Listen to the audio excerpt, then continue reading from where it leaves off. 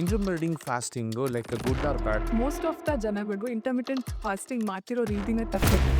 Sleep ಸರಿ ಇಲ್ಲ ಅಂತಂದ್ರೆ ಗಟ್ ಮೇಲೆ ಏನು ಇಂಪ್ಯಾಕ್ಟ್ ಮಾಡುತ್ತೆ? ಸೊ ಈಗ ಏನಾಗುತ್ತೆ, ಗಟ್ ಹೆಲ್ತ್ ಹಾಳಾಗಿದ್ರೆ ಸೈಕಲ್ ಟೈಮಲ್ಲಿ ಕ್ರಾಂಪ್ಸ್ಗಳಾಗುತ್ತೆ. ಅದಕ್ಕೂ ಲೈಕ್ ಗಟ್ಟಿಗೂ ಏನು ಸಂಬಂಧ? ತುಂಬಾ ಜನ ಏನು ಅನ್ಕೊಂಡಿದ್ದಾರೆ, ಪೇನ್ಫುಲ್ ಪೀರಿಯಡ್ ಅನ್ನು ನಾರ್ಮಲ್, ಎವ್ರಿ ಒನ್ ಎಕ್ಸ್ಪೀರಿಯನ್ಸ್ ಮಾಡ್ಬೇಕು. That is wrong. IT work ಮಾಡ್ತಾ ಇರ್ತಾರೆ, ಲೈಕ್ ಮಾರ್ನಿಂಗ್ ಶಿಫ್ಟ್ ಇರುತ್ತೆ, ಆಫ್ಟರ್ನೂನ್ ಶಿಫ್ಟ್ ಇರುತ್ತೆ, ಲೈಕ್ ನೈಟ್ ಶಿಫ್ಟ್ ಇರುತ್ತೆ. ಅವ್ರದ್ದು ಕಂಪ್ಲೀಟ್ಲಿ ಸೈಕಲ್ ಚೇಂಜ್ ಆಗ್ತಾನೆ ಹೋಗುತ್ತೆ. ಲೈಕ್ ಅವ್ರಿಗೆ ಯಾವ ಥರ ಪ್ರಾಬ್ಲಮ್ಸ್ಗಳನ್ನೆಲ್ಲ ಅವರು ನೋಡ್ಬೋದು. ಫಸ್ಟ್ ಆ್ಯಂಡ್ ಫಾರ್ಮೋಸ್ಟ್ ಏನಾಗುತ್ತೆ, ಇವನ್ ಆ 4 ಪಿಲ್ಲರ್ಸ್ ಆಫ್ ಲೈಫ್ ಅಂತ ಹೇಳ್ತೀವಿ. ಒಂದು ಫುಡ್, ಇನ್ನೊಂದು ಸ್ಲೀಪ್ ಸರಿಗಿರ್ಬೇಕು, ಇನ್ನೊಂದು ನಿದ್ದೆ ನೀಟಾಗಿ ಆಗಬೇಕು, ಇನ್ನೊಂದು ಸ್ಟ್ರೆಸ್ನ ಮ್ಯಾನೇಜ್ ಮಾಡಬೇಕು. ತುಂಬ ಜನಕ್ಕೆ ಮಿಲ್ಕು ಡೈಜೆಸ್ಟ್ ಆಗಲ್ಲ. ಆ ಥರದವ್ರಿಗೆ ಏನಾಗಿರುತ್ತೆ ಒಳಗಡೆ? ಏನಾಗಿರುತ್ತೆ, ಲ್ಯಾಕ್ಟೋಸ್ ಇಂಟಾಲರೆನ್ಸ್ ಅಂತ ಕರೀತೀವಿ. ಈಗ ಲಿವರ್ ಡಿಟಾಕ್ಸ್ ಅಂತ ಈಗ ಟ್ರೆಂಡಿಂಗಲ್ಲಿದೆ. ಅದೆಲ್ಲ ಏನೂ ಇಲ್ಲ, ಸುಮ್ಮನೆ ಜನಗಳನ್ನ ಅಟ್ರಾಕ್ಟ್ ಮಾಡೋಕ್ಕಷ್ಟೇ. ಪ್ರೀಬಯೋಟಿಕ್ಕು ಮತ್ತು ಪ್ರೋಬಯೋಟಿಕ್ಕು ಡಿಫ್ರೆನ್ಸ್ ಏನು? ಪ್ರೀಬಯೋಟಿಕ್ ಅಂದರೆ ಆಂಟಿಬಯೋಟಿಕ್ ಯೂಸ್ ಮಾಡಿದ್ರೆ ಗಟ್ ಬ್ಯಾಕ್ಟೀರಿಯಾಸ್ ಮೇಲೆ ಡ್ಯಾಮೇಜ್ ಮಾಡುತ್ತಾ? 100% ಡ್ಯಾಮೇಜ್ ಮಾಡಿ. ಪ್ರೋಬಯೋಟಿಕ್ಕು ಕಮ್ಮಿ ಇದೆ ಅಂತ ಹೇಗೆ ಗೊತ್ತಾಗುತ್ತೆ? ಯಾವ ರೀತಿ ಗೊತ್ತಾಗುತ್ತೆ ಅಂದರೆ, ಪೇರೆಂಟ್ಸು ಗಟ್ ಹೆಲ್ತ್ ಮೇಲೆ ಪ್ರೊಟೆಕ್ಟ್ ಮಾಡಬೇಕು ಅಂದರೆ ಏನು ಮಾಡಬೇಕು? ಫಸ್ಟು ಮಕ್ಕಳಲ್ಲಿ ಯಾವ ಥರ ಇರುತ್ತೆ ಗಟ್ ಹೆಲ್ತ್ ಅನ್ನೋದನ್ನು ನಾವು ತಿಳ್ಕೊಳ್ಳೋದು. ಬೆಲ್ಲಿ ಫ್ಯಾಟ್ಗೂ ಮತ್ತು ಗಟ್ ಇನ್ಫ್ಲಮೇಷನ್ಗೂ ಲೈಕ್ ಲಿಂಕ್ ಇದೆಯಾ? ಡೈರೆಕ್ಟ್ ಲಿಂಕ್ ಅನ್ನೋದಕ್ಕಿಂತ ಇಂಡೈರೆಕ್ಟ್ ಲಿಂಕ್ ಅಂತ ಹೇಳ್ಬೋದು. ಗಟ್ ಹೆಲ್ತು ಎಲ್ಲರೂ ಇಂಪಾರ್ಟೆಂಟ್ ಅಂತ ಹೇಳ್ತಾರೆ. ಗಟ್ ಹೆಲ್ತಿ ಆಗಿದೆ ಅಂತ ಹೇಗೆ ಗೊತ್ತಾಗುತ್ತೆ? ಫಸ್ಟು ಫೇಸಲ್ಲಿ ಲೈಕ್ ಆಕ್ನೇಸ್ಗಳಾಗುತ್ತೆ. ನಾವು ಒಳ್ಳೆ ಡಯಟ್ ಮಾಡಿದ್ರೂ ಅದು ಸರಿ ಹೋಗುತ್ತಲ್ವಾ? ಕಾಸು ಗಟ್ ಅಂತಲೂ ಹೇಳ್ಬೋದು. ಇನ್ನೊಂದು ಸ್ಟ್ರೆಸ್. ಬೆಸ್ಟ್ ಫುಡ್ ಯಾವುದು ನಮ್ಮ ಗಟ್ಟಿಗೆ? ಫೈಬರ್. ಒಂದು ವರ್ಸ್ಟ್ ಫುಡ್ ಅಂದರೆ ಯಾವುದು? ಶುಗರ್.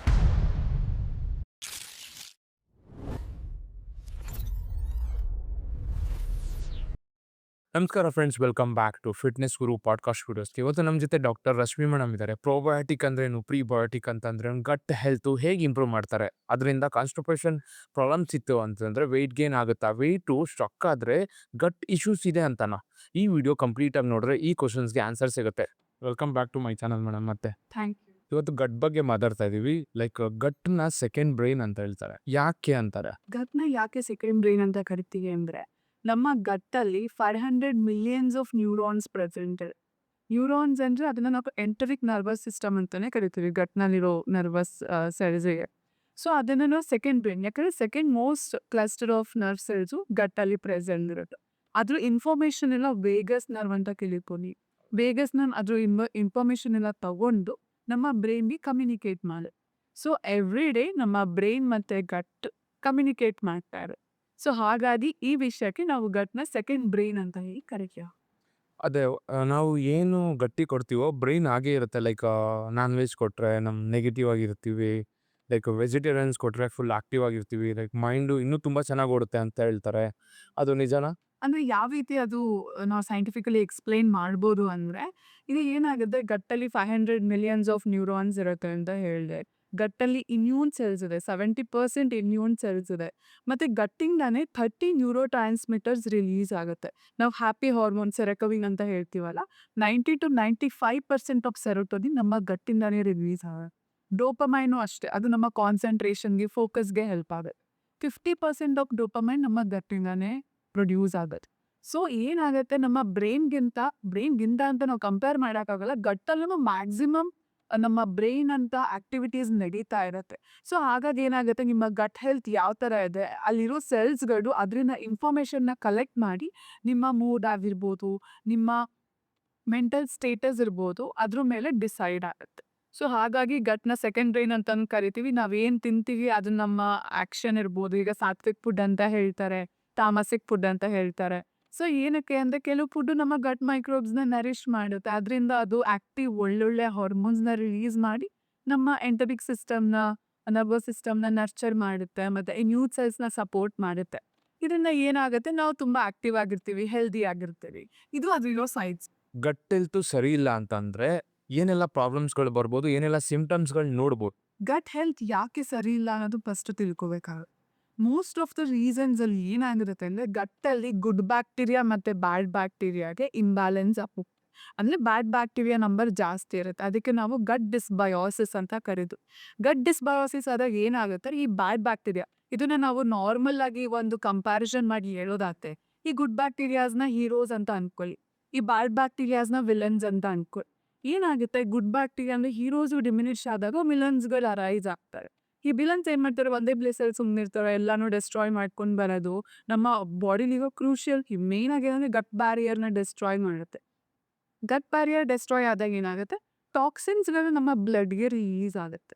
ಬ್ಲಡ್ಗೆ ರಿಲೀಸ್ ಆದಾಗ ಈಗ ಕೆಲವ್ರಿಗೆ ಫುಡ್ ಇಂಟಾಲರೆನ್ಸಸ್ ಇರ್ಬೋದು, ಖುದ್ದಾಗಿಂದ ಬಂದಿರಲ್ಲ ಲ್ಯಾಕ್ಟೋಸ್ ಇಂಟಾಲರೆನ್ಸ್, ಕೆಲವ್ರಿಗೆ ಇರುತ್ತೆ, ಕೆಲವ್ರಿಗೆ ಅದಕ್ಕೆ ನಾವು ಅಕ್ವೈರ್ಡ್ ಡಿಸೀಸ್ ಅಂತ ಹೇಳ್ತೀವಿ. ಅಂದ್ರೆ ಲೈಫ್ ಸ್ಟೈಲ್ ಅವರು ಅಕ್ವೈರ್ಡ್ ಮಾಡ್ಕೊಂಡಿರ್ತಾರೆ. ಈಗ ಗ್ಲೂಟನ್ ಇಂಟಾಲರೆನ್ಸ್ ಇರ್ಬೋದು, ಲ್ಯಾಕ್ಟೋಸ್ ಇಂಟಾಲರೆನ್ಸ್ ಇರ್ಬೋದು, ಕೆಲವು ಅಲರ್ಜೀಸ್ ಇರ್ಬೋದು, ಅದನ್ನು ಆಫ್ಟರ್ ಸಮ್ ಏಜ್ ಬರುತ್ತೆ. It's because of damage in gut barrier. ಅದು ಲೇಟೆಸ್ಟ್ ಸ್ಟೇಜಸಲ್ಲಿ ಏನಾಗುತ್ತೆ ಅಂದರೆ IBS ಅಂತ ಕರಿತೀವಿ, ಇರಿಟೇಬಲ್ ಬೊವೆಲ್ ಸಿಂಡ್ರೋಮ್ ಅಂತ. ನಮ್ಮ ಗಟ್ ಲೈನಿಂಗು ಇರಿಟೇಟ್ ಆಗಿರುತ್ತೆ, ಇನ್ಫ್ಲೇಮ್ಡ್ ಆಗಿರುತ್ತೆ, ನ್ಯೂಟ್ರಿಯೆಂಟ್ಸ್ನ ಪ್ರಾಪರಾಗಿ ಅಬ್ಸಾರ್ಪ್ಷನ್ ಮಾಡ್ಕೊಳಕ್ಕಾಗಲ್ಲ. ಇದೇನೇ ಲೇಟರ್ ಸ್ಟೇಜಸಲ್ಲಿ IBD ಅಂದರೆ ಇನ್ಫ್ಲಮೇಟರಿ ಬೊವೆಲ್ ಡಿಸೀಸ್ ಅಂತ ಕರಿತೀವಿ. ಇದು ಒಂದು ಆಟೋ ಇಮ್ಯೂನ್ ಕಂಡೀಷನ್. ಇದು ಲೇಟೆಸ್ಟ್ ಸ್ಟೇಜಸಲ್ಲಿ ಆಗುತ್ತೆ. ಇದು ಇರಿವರ್ಸಿಬಲ್ IBD ಬಂದರೆ. ಅದ್ರಲ್ಲಿ ಮತ್ತೆ 2 ಥರ ಇದೆ, ಅಲ್ಸರೇಟಿವ್ ಕೊಲೈಟಿಸ್ ಮತ್ತು ಕ್ರಾನ್ಸ್ ಡಿಸೀಸ್ ಅಂತ. ಯಾವ ಪಾರ್ಟ್ ಇನ್ವಾಲ್ವ್ ಆಗಿರುತ್ತೆ ಅನ್ನೋದ್ರ ಮೇಲೆ ಅದು ಡಿವಿಷನ್ ಆಗಿದೆ. ಇದು ನಮ್ಮ ಕಾಲನಲ್ಲಿ ಆಗುವಂತಹ ಪ್ರಾಬ್ಲಮ್. ಇದೇ ಬ್ಯಾಡ್ ಬ್ಯಾಕ್ಟೀರಿಯಾ ಏನು ಮಾಡುತ್ತೆ, ಒಂದೇ ಪ್ಲೇಸಲ್ಲಿ ಸುಮ್ಮನಿರಲ್ಲ, ವಿಲನ್ಸ್ಗಳು ಮೇಲೋಗೋದು ಕೆಳಗೋಗೋದೆಲ್ಲ ಮಾಡ್ತಾರೆ. ಇದೇ ಬ್ಯಾಡ್ ಬ್ಯಾಕ್ಟೀರಿಯಾಸು ಸ್ಮಾಲ್ ಇಂಟೆಸ್ಟೈನಿಗೆ ಹೋದಾಗ ಯಾವ ಕಾಯಿಲೆ ಮಾಡುತ್ತೆ ಅಂದರೆ SIBO ಅಂತ ಕೇಳಿರ್ಬೋದು. Small intestinal bacterial over growth ಅಂತ ಕರೀತು. It's also because of gut ಡಿಸ್ಬಯೋಸಿಸ್.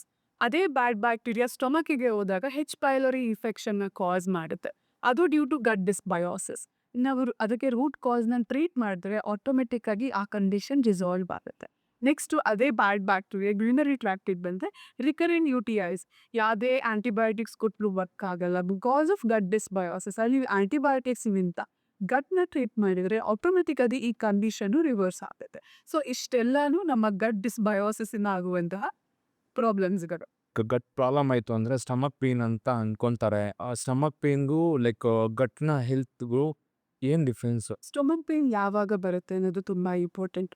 ಕೆಲವು ಸಲ ಏನಾಗುತ್ತೆ, ನಾರ್ಮಲ್ ಆಗಿ ಇದ್ದಾಗಲೂ ಸ್ಟೊಮಕ್ ಪೇನ್ ಬರುತ್ತೆ, ಕೆಲವರಿಗೆ ತಿಂದಿದ ತಕ್ಷಣ ಬರುತ್ತೆ.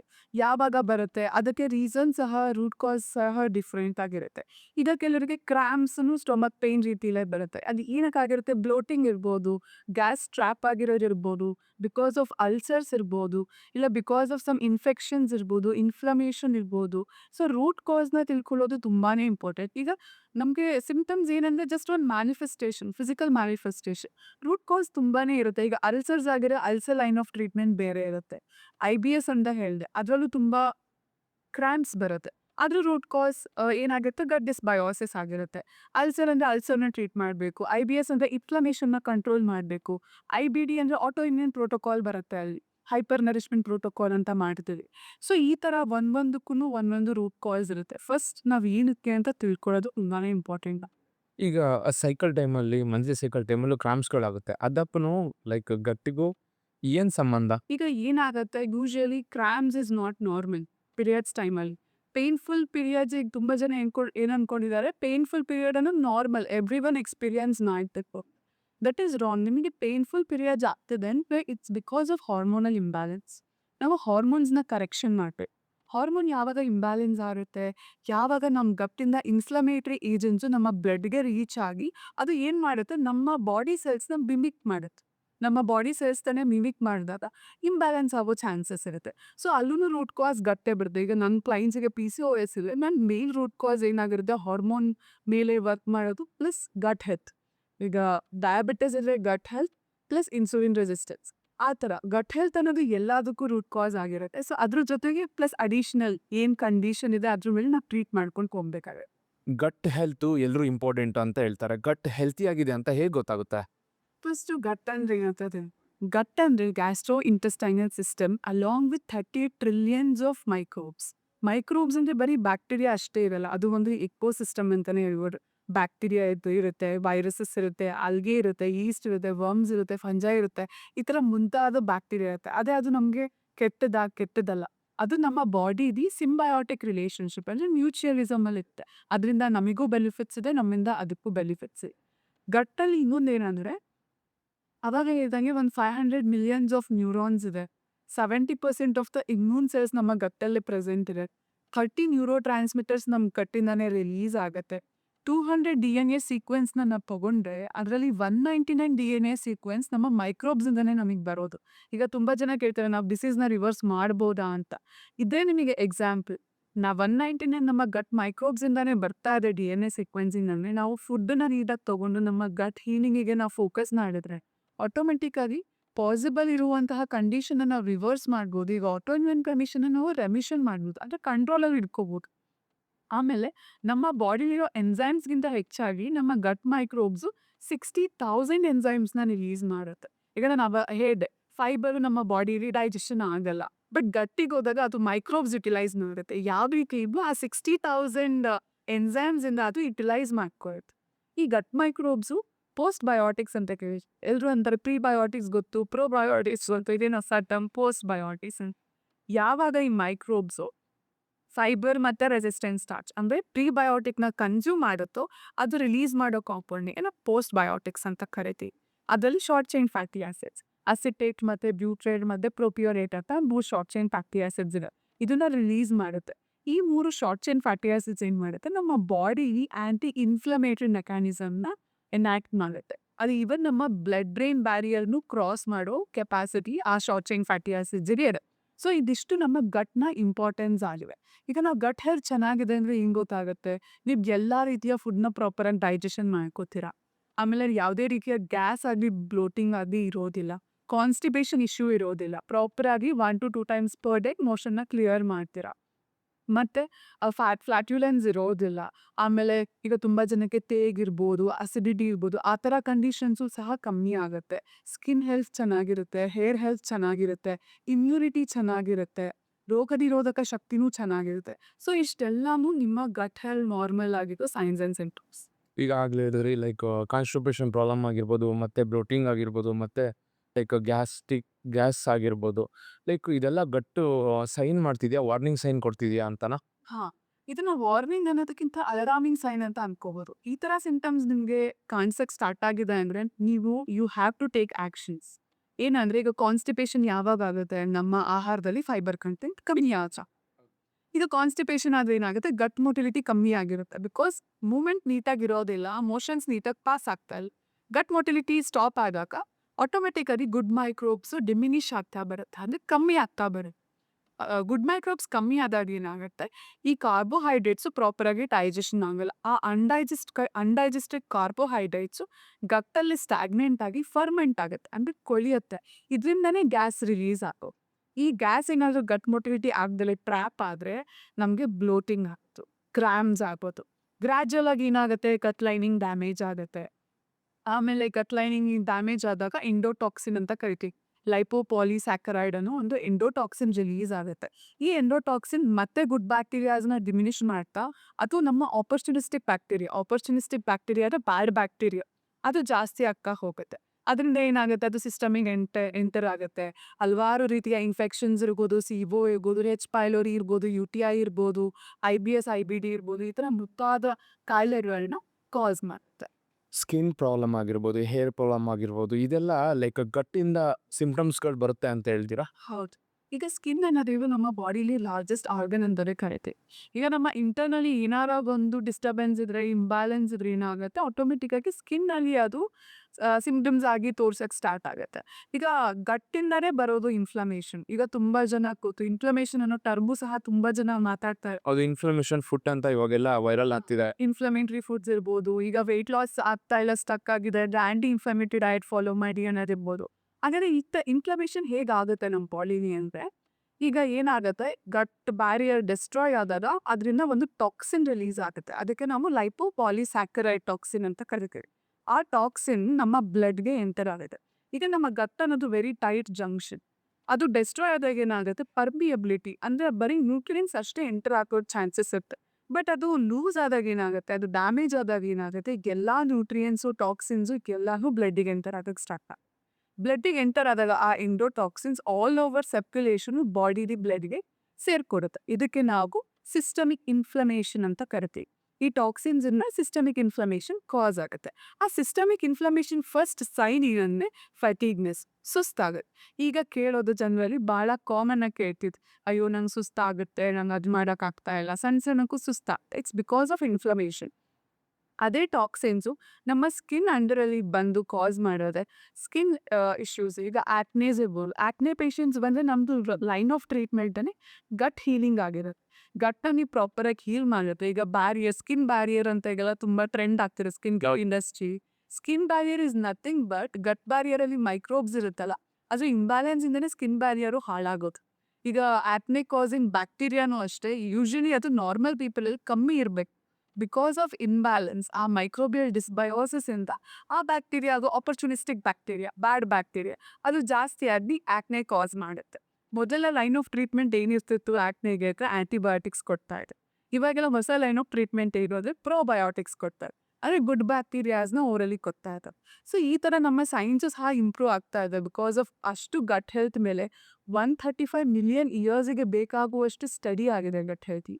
ಓ ಸೊ ಹಾಗಾಗಿ ಗಟ್ ಹೆಲ್ತ್ ಪ್ರಾಮಿನೆನ್ಸ್ ಇನ್ನು ಇಂಡಿಯಾಗೆ ಅಷ್ಟು ಬಂದಿಲ್ಲ, ಬಟ್ ತುಂಬ ಜನ ಅವೇರ್ ಆಗಿದ್ದಾರೆ ಬಿಕಾಸ್ ಆಫ್ GI ಡಾಕ್ಟರ್ಸ್.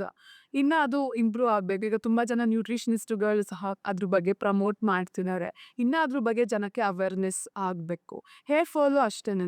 ಇದೇ ಟಾಕ್ಸಿನ್ಸು ಹೇರ್ ಫಾಲಿಕಲ್ಸಲ್ಲಿ ಕುತ್ಕೊಂಡಾಗ ಏನಾಗುತ್ತೆ, ಟಾಕ್ಸಿನ್ಸ್ ಬಿಲ್ಡಪ್ ಆಗಿ ಹೇರ್ ಫಾಲ್ ಆಗೋದು, ಬ್ರೇಯಿಂಗ್ ಆಫ್ ಹೇರ್ ಆಗೋದು ಆಗುತ್ತೆ.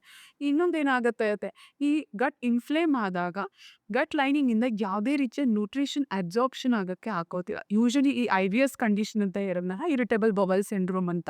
ಆ ಕಂಡೀಷನಲ್ಲಿ ಏನಾಗುತ್ತೆ, people are noticing nutritional deficiency. ಅವ್ರದ್ದು HB ಸಡನ್ನಾಗಿ ಡ್ರಾಪ್ ಆಗುತ್ತೆ, ಜಿಂಕು, ಮೆಗ್ನೀಷಿಯಮು ಇದೆಲ್ಲನೂ ಕಮ್ಮಿ ಆಗ್ತಾ ಬರುತ್ತೆ. ಯಾಕಂದರೆ ನಮ್ಮ ಗಟ್ಟನೇ ನಮ್ಮ ನ್ಯೂಟ್ರಿಷನ್ನ ಅಬ್ಸಾರ್ಪ್ಷನ್ ಮಾಡ್ಕೊಳ್ತು. ಅದೇ ಇನ್ಫ್ಲೇಮ್ ಆಗಿದೆ ಅಂದರೆ ಯಾವುದೇ ರೀತಿಯ ನ್ಯೂಟ್ರಿಷನ್ ಅಂತ ಅಬ್ಸಾರ್ಪ್ಷನ್ ಮಾಡ್ಕೊಳ್ಳಲ್ಲ, ಮಾಲ್ ನ್ಯೂಟ್ರಿಷನ್ ಆಗೋಕ್ಕೆ ಸ್ಟಾರ್ಟ್ ಆಗ್ತಾರೆ.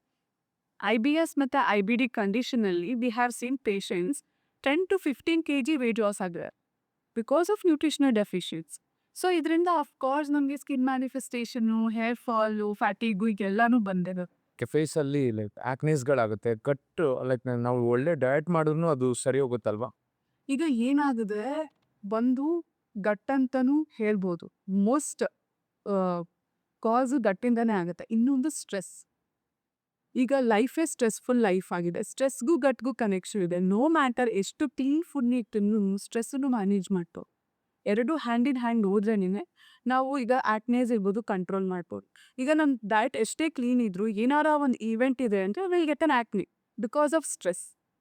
ಆ ಥರ ನಾವು ಒಂದನ್ನು ಅಷ್ಟೇ, ಫುಡ್ ಅಷ್ಟೇ ಅಲ್ಲ, ಇವನ್ ನಾವು 4 ಪಿಲ್ಲರ್ಸ್ ಆಫ್ ಲೈಫ್ ಅಂತ ಹೇಳ್ತೀವಿ. ಒಂದು ಫುಡ್ಡು, ಇನ್ನೊಂದು ಸ್ಲೀಪ್ ಸರಿಗೆ ಇನ್ನೊಂದು ನಿದ್ದೆ ನೀಟಾಗಿ ಆಗಬೇಕು, ಇನ್ನೊಂದು ಸ್ಟ್ರೆಸ್ನ ಮ್ಯಾನೇಜ್ ಮಾಡಬೇಕು. ಇದೆಲ್ಲನೂ ನಮ್ಮದು ಲೈಫಲ್ಲಿ ಕರೆಕ್ಟ್ ಇದ್ರೆ ಮಾತ್ರ ನಾವು ಯಾವುದೇ ರೀತಿ ಕಾಯಿಲೆಗಳಿಂದ ಸ್ವಲ್ಪ ಅವಾಯ್ಡ್ ಮಾಡ್ಕೋಬೋದು. ಗಟ್ಗೂ ಬ್ರೈನ್ಗೂ ಸಂಬಂಧ ಇದೆಯಾ? ಆಂಗ್ಸೈಟಿ, ಡಿಪ್ರೆಷನ್ನು ಅದಕ್ಕೂ ಗಟ್ಗೂ ಏನು ಸಂಬಂಧ? ಈಗ ಸ್ಟ್ರೆಸ್ಸಿಂದನೂ ಇದೆ, ಆಂಗ್ಸೈಟಿ ಅಥವಾ ಡಿಪ್ರೆಷನ್.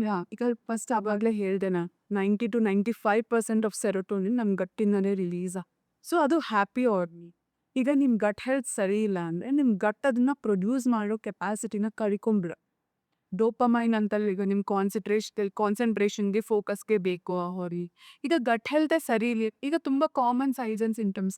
ನನ್ನ ಮಕ್ಕಳು ಓದೋದ್ರ ಮೇಲೆ ಫೋಕಸ್ ಮಾಡ್ತಿಲ್ಲ, ಕಾನ್ಸಂಟ್ರೇಷನೇ ಇಲ್ಲ. ಅದೆಲ್ಲ ಏನಕ್ಕಾಗುತ್ತೆ ಅಂದರೆ ಗಟ್ ಹೆಲ್ತಿಂದನೇ. ಅದೆಲ್ಲ ಸ್ಟಾರ್ಟಿಂಗ್ ಸೈನ್ಸ್ ಆ್ಯಂಡ್ ಸಿಂಟಮ್ಸ್. ಇವು ಅವಾಗಲೇ ಪ್ರಾಪರ್ ಫುಡ್ ಕೊಟ್ಟು ಗಟ್ ಹೆಲ್ತ್ನ ನಾರ್ಮಲಾಗಿ ಇಟ್ಕೊಂಡ್ರೆ ಅದನ್ನು ಅವಾಯ್ಡ್ ಮಾಡ್ಕೊಟ್ಟು. ಮತ್ತು ಹೇಳ್ದಂಗೆ 500 ಮಿಲಿಯನ್ ನ್ಯೂರಾನ್ಸು ನಮ್ಮ ಗಟ್ಟಿನ ಇನ್ಫಾರ್ಮೇಷನ್ ತೊಗೊಂಡು ವೇಗಸ್ನ ಹತ್ರ ನಮ್ಮ ಬ್ರೈನಿಗೆ ಸೆಂಡ್ ಮಾಡ್ತಾ ಇರುತ್ತೆ. ಇವಾಗ ಯಾವಾಗ ನಮ್ಮ ಫುಡ್ ಸರಿ ಇಲ್ಲ, ನಮ್ಮ ಗಟ್ಟೆ ಇನ್ಫ್ಲೇಮ್ ಆಗೋಗಿದೆ, ನಮ್ಮ ಬ್ಯಾರಿಯರೇ ಡ್ಯಾಮೇಜ್ ಆಗೋಗಿದೆ ಅಂದರೆ ಅಲ್ಲಿ ಇನ್ಫಾರ್ಮೇಷನ್ ಏನು ಬರುತ್ತೆ, ನೆಗೆಟಿವ್ ಇನ್ಫಾರ್ಮೇಷನ್ ಬರುತ್ತೆ, ಏನೋ ಪ್ರಾಬ್ಲಮ್ ಆಗಿದೆ ಅಂತ ಬರುತ್ತೆ. ಆವಾಗ ನೀವು ಹ್ಯಾಪಿಯಾಗಿರೋಕ್ಕೆ ಹೇಗೆ ಅನ್ಕೋತೀರಾ? ಅಫ್ಕೋರ್ಸ್ ಡಿಪ್ರೆಷನ್ ಆಗುತ್ತೆ. ಈಗ ಕೆಲವ್ರು ವ್ಯಕ್ತಿಗಳನ್ನೇ ನೀವು ನೋಡಿರ್ಬೋದು, ಒಂದು ಸಿಚುವೇಶನ್ ಕೊಟ್ಟರೆ ಕೆಲವ್ರು ಅದನ್ನು ತುಂಬ ಪಾಸಿಟಿವ್ ಆಗಿ ತಗೋತಾರೆ, ಕೆಲವ್ರು ಅದನ್ನು ತುಂಬ ಡಿಪ್ರೆಸಿವ್ ಆಗಿ ತಗೋತಾರೆ, ತುಂಬ ನೆಗೆಟಿವ್ ಆಗಿ ತಗೋತಾರೆ. ಅದು ಅವ್ರ ಮೈಂಡ್ ಸೆಟ್ ಮತ್ತು ಅವರ ಬಾಡಿ ಅದು ರಿಲೀಸ್ ಮಾಡುವಂಥ ಹಾರ್ಮೋನ್ಸ್ ಮೇಲೆ ಡಿಪೆಂಡ್ ಆಗಿರುತ್ತೆ. ಯಾವಾಗಲೂ ಎಕ್ಸ್ಟರ್ನಲ್ ಮೇಲೆ ಡಿಪೆಂಡ್ ಆಗಿರೋಕ್ಕಾಗೋದು. ಸೊ ಹಾಗಾಗಿ ಗಟ್ ಹೆಲ್ತ್ ಒಂದು ನಾವು ಸರಿಗಿಟ್ಕೋಬೇಕು, ಅದ್ರ ಜೊತೆಗೆ ಸ್ಟ್ರೆಸ್ ಮ್ಯಾನೇಜ್ಮೆಂಟನ್ನು ನಾವು ಮಾಡಬೇಕು. ಬರೀ ಗಟ್ ಹೆಲ್ತಿಂದನೇ ಎಲ್ಲ ಆಗುತ್ತೆ ಅಂತ ಅಲ್ಲವು. ಸ್ಟ್ರೆಸ್ಸನ್ನು ನಾವು ಮ್ಯಾನೇಜ್ ಮಾಡೋದು ತುಂಬಾನೇ ಇಂಪಾರ್ಟೆಂಟ್. ಏನೇ ಫುಡ್ ತಿಂದ್ರೂ ಸ್ಟ್ರೆಸ್ ಇದ್ರೆ ಅದು ಅಬ್ಸರ್ವ್ ಆಗಲ್ಲ ಅಂತೀರಾ? ಹೌದು. ಸ್ಟ್ರೆಸ್ ಇದ್ರೆ ಏನಾಗುತ್ತೆ, ನಮ್ಮ ಬಾಡಿ ಕಾರ್ಟಿಸೋಲ್ ಯಾವಾಗಲೂ ಹೈಯಲ್ಲಿರುತ್ತೆ. ಆ ಕಾರ್ಟಿಸೋಲ್ ಏನು ಮಾಡುತ್ತೆ, ಸ್ಟೆರಾಯ್ಡ್ ರಿಲೀಸಿಂಗ್ ಹಾರ್ಮೋನ್ ಅಂತಾರೆ. ಆ ಹಾರ್ಮೋನ್ ರಿಲೀಸ್ ಆದಾಗ ಅದು ಅಡ್ರಿನಲಿನ್ಗೆ ಹೋಗ್ಬಿಟ್ಟು ನೆಫ್ರಿನ್ ಮತ್ತು ಎಪಿನೆಫ್ರಿನ್ ಅನ್ನೋ ಹಾರ್ಮೋನ್ನ ರಿಲೀಸ್ ಮಾಡುತ್ತೆ. ಈ ಹಾರ್ಮೋನ್ಸ್ ಗಟ್ ಬ್ಯಾರಿಯರ್ನ ಡ್ಯಾಮೇಜ್ ಮಾಡುತ್ತೆ. ಅದರಿಂದನೇ ಈ ಎಂಡೋಟಾಕ್ಸಿನ್ ಅಂದರೆ ಲೈಪೋಪಾಲಿಸ್ಯಾಕರೈಡ್ ಅನ್ನೋ ಟಾಕ್ಸಿನ್ ರಿಲೀಸ್ ಆಗುತ್ತೆ. ಸೊ ಇದರಿಂದ ಏನಾಗುತ್ತೆ, ಇನ್ಫ್ಲಮೇಷನ್ ಆಗುತ್ತೆ, ಗಟ್ ಹೆಲ್ತ್ ಹಾಳಾಗುತ್ತೆ. ಈಗ ನೋಡಿರ್ಬೋದು, ಏನಾರ ಒಂದು ಎಕ್ಸಾಮ್ ಇದೆ, ಈವೆಂಟ್ ಇದೆ ಅಂತ ಹುಷಾರು ತಪ್ಪೋದು, ಇಲ್ಲ ಡಯೇರಿಯಾ ಆಗೋದು. ಏನಕ್ಕಾಗುತ್ತೆ ಅಂದರೆ ಗಟ್ ಮತ್ತು ಬ್ರೈನ್ ಕನೆಕ್ಷನ್ ಇರೋದಕ್ಕೆ. ಸೊ ನಾವು ಎರಡನ್ನೂ ಕಂಟ್ರೋಲಲ್ಲಿ ಇಟ್ಕೋಬೇಕು. ಅದ್ರ ಜೊತೆಗೆ ಸ್ಟ್ರೆಸ್ನು ಕಂಟ್ರೋಲಲ್ಲಿ ಇಟ್ಕೋಬೇಕು. ಸ್ಟ್ರೆಸ್ ಮ್ಯಾನೇಜ್ಮೆಂಟ್ ಟೆಕ್ನಿಕ್ಸ್ ಇದೆ, ಕಾಮಿಂಗ್ ಇರೋದು, ಸ್ಲೋ ಮಾರ್ನಿಂಗ್ಸ್ ಇರ್ಬೋದು, ಬ್ರೀದಿಂಗ್ ಎಕ್ಸಸೈಸಸ್ ಇರ್ಬೋದು, ಸನ್ಲೈಟ್ ಎಕ್ಸ್ಪೋಜರ್ ಇರ್ಬೋದು. ಇದೆಲ್ಲ ಮಾಡೋದ್ರಿಂದ ಗಟ್ ಹೆಲ್ತ್ ಜೊತೆಗೆ ನಾವು ಇದನ್ನ ಮ್ಯಾನೇಜ್ ಮಾಡೋದನ್ನು ಕಲ್ತ್ಕೋಬೇಕು. ಸ್ಲೀಪ್ ಸರಿ ಇಲ್ಲ ಅಂತಂದ್ರೆ ಗಟ್ ಮೇಲೆ ಏನು ಇಂಪ್ಯಾಕ್ಟ್ ಮಾಡುತ್ತೆ? ಫಸ್ಟ್ ಸ್ಲೀಪ್ ಯಾವ ರೀತಿ ನಮಗೆ ನ್ಯಾಚುರಲ್ ಆಗಿ ಯೂಸ್ ಆಗುತ್ತೆ ಅಂತ ತಿಳ್ಕೊಳ್ಳೋದು. ಈಗ ನಾರ್ಮಲ್ ಆಗಿ ನಮ್ಮ ಮಾರ್ನಿಂಗಲ್ಲಿ ನಮ್ಮದು ಕಾರ್ಟಿಸೋಲ್ ಲೆವೆಲ್ ಬಾಡಿಲಿ ಸ್ವಲ್ಪ ಹೈಯೇ ಇರುತ್ತೆ. ಮಲಗೋ ಟೈಮಲ್ಲಿ ನೈಟ್ ಆದಾಗ ಕಾರ್ಟಿಸೋಲ್ ಡೌನ್ ಆಗಿ ಮೆಲಟೋನಿನ್ ಅನ್ನೋ ಹಾರ್ಮೋನ್ ರೈಸ್ ಆದ್ರೆ ಪ್ರಾಪರ್ ಸ್ಲೀಪ್. ಈಗ ಬಾಡಿಲಿ ಸ್ಲೀಪೇ ಕರೆಕ್ಟಾಗಿಲ್ಲ ಅಂದರೆ ಅವತ್ತು ಸರ್ಕೇಡಿಯನ್ ರಿದಮ್ ಹಾಳಾಗಿ ಮತ್ತು ಹಾರ್ಮೋನಲ್ ಇಂಬ್ಯಾಲೆನ್ಸ್ ಆಗಿದೆ. ಹಾರ್ಮೋನ್ಸ್ ಅಂದರೆ ಜಸ್ಟ್ ಗೊತ್ತಿರೋ ಹಾರ್ಮೋನ್ಸ್ ಇಲ್ಲ, ಇದು ಸ್ಮಾಲ್ ಹಾರ್ಮೋನ್ಸು ಮ್ಯಾಟ್ರ್ ಆಗುತ್ತೆ ಎಲ್ಲ. ಸೊ ಈಗ ಏನಾಗುತ್ತೆ, ಗಟ್ ಹೆಲ್ತ್ ಹಾಳಾಗಿದ್ರೆ ಅಥವಾ ಸರ್ಕೇಡಿಯನ್ ರಿದಮ್ ಹಾಳಾಗಿದೆ, ನಮ್ಮ ಬಾಡಿಗೆ ಬಯೋಲಾಜಿಕಲ್ ಕ್ಲಾಕ್ ಅಂತ ಒಂದು ಕ್ಲಾಕ್ ಇದೆ. ನಾವು ಹೇಳಬೇಕಾಗಿಲ್ಲ ನಮ್ಮ ಬಾಡಿಗೆ ಇವಾಗಲೇ ಮಲ್ಕೋಬೇಕು, ಇವಾಗಲೇ ಎದ್ದೇಳ್ಬೇಕಂತ. ಈಗ ಒಂದು ವ್ಯಕ್ತಿ 1 ವೀಕ್ ಫುಲ್ಲು 10 o'clock ಮಲಗಿದ್ದಾರೆ ಅಂದರೆ ಅವರಿಗೆ ಆಬ್ವಿಯಸ್ಲಿ ನೆಕ್ಸ್ಟ್ ಡೇಗೆ ಏನಾರ ಈವೆಂಟ್ ಇದ್ರೂ ಆ ಟೈಮಿಗೆ ಬಿದ್ದೇ ಬರೋದು ಸಹಜ. ಯಾರು ಹೇಳ್ತಿದ್ದಾರೆ? ಅದು ನಮ್ಮ ಬಾಡಿಗೆ ಸರ್ಕೇಡಿಯನ್ ರಿದಮ್ ಹೇಳ್ತಾರೆ. ಸೊ ಈ ಸರ್ಕೇಡಿಯನ್ ರಿದಮ್ಗೆ ನಮ್ಮ ಗಟ್ ಮೈಕ್ರೋಬ್ಸು ಅಲೈನ್ ಆಗಿರುತ್ತೆ. ಸೊ ಯಾವ ರೀತಿಲಿ ಏನು ರಿಲೀಸ್ ಮಾಡಬೇಕು, ಯಾವ ರೀತಿಲಿ ಏನು ನಾನು ಸಿಂಥಸಿಸ್ ಮಾಡಬೇಕು, ಎಲ್ಲನೂ ನಮ್ಮ ಬಾಡಿಗೆ ಒಂಥರ ಪ್ರೋಗ್ರಾಮ್ ಅಂತ. ಅದರಲ್ಲೇ ನಾವು ಡಿಸ್ಟರ್ಬ್ ಮಾಡಿದ್ರೆ ಒಂದ್ಸಲ ಸರಿ ಮಾಡ್ಕೊಳಕ್ಕೆ ಹೋಗುತ್ತೆ ರಿಕವರು, ನೆಕ್ಸ್ಟ್ ಸಲ ಇನ್ನೊಂದು ಸೈಕಲ್ ಫಾಲೋ ಮಾಡ್ತಾರೆ, ಇನ್ನೊಂದು ಸಲ ಇನ್ನೊಂದು ಥರದ ಸರಿ ಮಾಡ್ಕೊಳಕ್ಕೆ ಹೋಗುತ್ತೆ. ಆ ಥರ ಪದೇ ಪದೇ ಮಾಡಿದಾಗ ಏನಾಗುತ್ತೆ, ಬಾಡಿನೇ ಇಂಬ್ಯಾಲೆನ್ಸ್ ಆಗುತ್ತೆ. ಅದ್ರ ಜೊತೆಗೆ ಮೈಕ್ರೋಬ್ಸ್ ಸಹ ಕನ್ಫ್ಯೂಸ್ ಆಗಿ ಅದು ಡಿಮಿನಿಷ್ ಆಗಕ್ಕೆ ಸ್ಟಾರ್ಟ್ ಆಗುತ್ತೆ. ಈಗ ನಮ್ಮ ಬಾಡಿ ರಿದಮಿಗೆ ತಕ್ಕನಂಗಿದ್ರೆ ಎಲ್ಲಾನು ಹಿಂಗೆ ಒಂದು ಗೋನಲ್ಲಿ ಹೋಗುತ್ತೆ. ಒಂದೊಂದ್ಸಲ ತಿನ್ನೋದೂ ಮ್ಯಾಟ್ರ್ ಆಗುತ್ತೆ. ಈಗ ತಿನ್ನೋದು ಕೆಲವ್ರು ಏಟ್ ಮಾಡ್ತಾರೆ, ಬ್ರೇಕ್ಫಾಸ್ಟು ಈಗ ಸ್ಕೂಲ್ ಮಕ್ಳಿಗೆ ಹೇಳ್ಕೊತು, ಅವ್ರದ್ದು ರುಟೀನ್ ತುಂಬ ಡಿಸಿಪ್ಲಿನ್ಡ್ ಆಗಿರುತ್ತೆ. ಬೆಳಗ್ಗೆ 9ಗೆ ತಿನ್ನೋದು, ಮಧ್ಯಾಹ್ನ 1 o'clock ತಿನ್ನೋದು. ಅದೇ ಆ ಮಕ್ಳಿಗೆ ಸಂಡೇಸು ಕರೆಕ್ಟ್ 1 o'clock ಹಸು ಆಗೋಕ್ಕೆ ಸ್ಟಾರ್ಟ್ ಆಗುತ್ತೆ. ಯಾಕೆ ಅಂದರೆ ಬಿಕಾಸ್ ಆಫ್ ಸರ್ಕೇಡಿಯನ್ ರಿದಮ್. ನಮ್ಮ ಬಾಡಿಲಿ ಆ ಟೈಮಲ್ಲಿ ಏನೇನು ರಿಲೀಸ್ ಆಗಬೇಕು ಅನ್ನೋದನ್ನು ನಾವು ನಮ್ಮ ಡಿಸಿಪ್ಲಿನಿಂದ ಹೇಳ್ಕೊಡ್ಬೇಕು.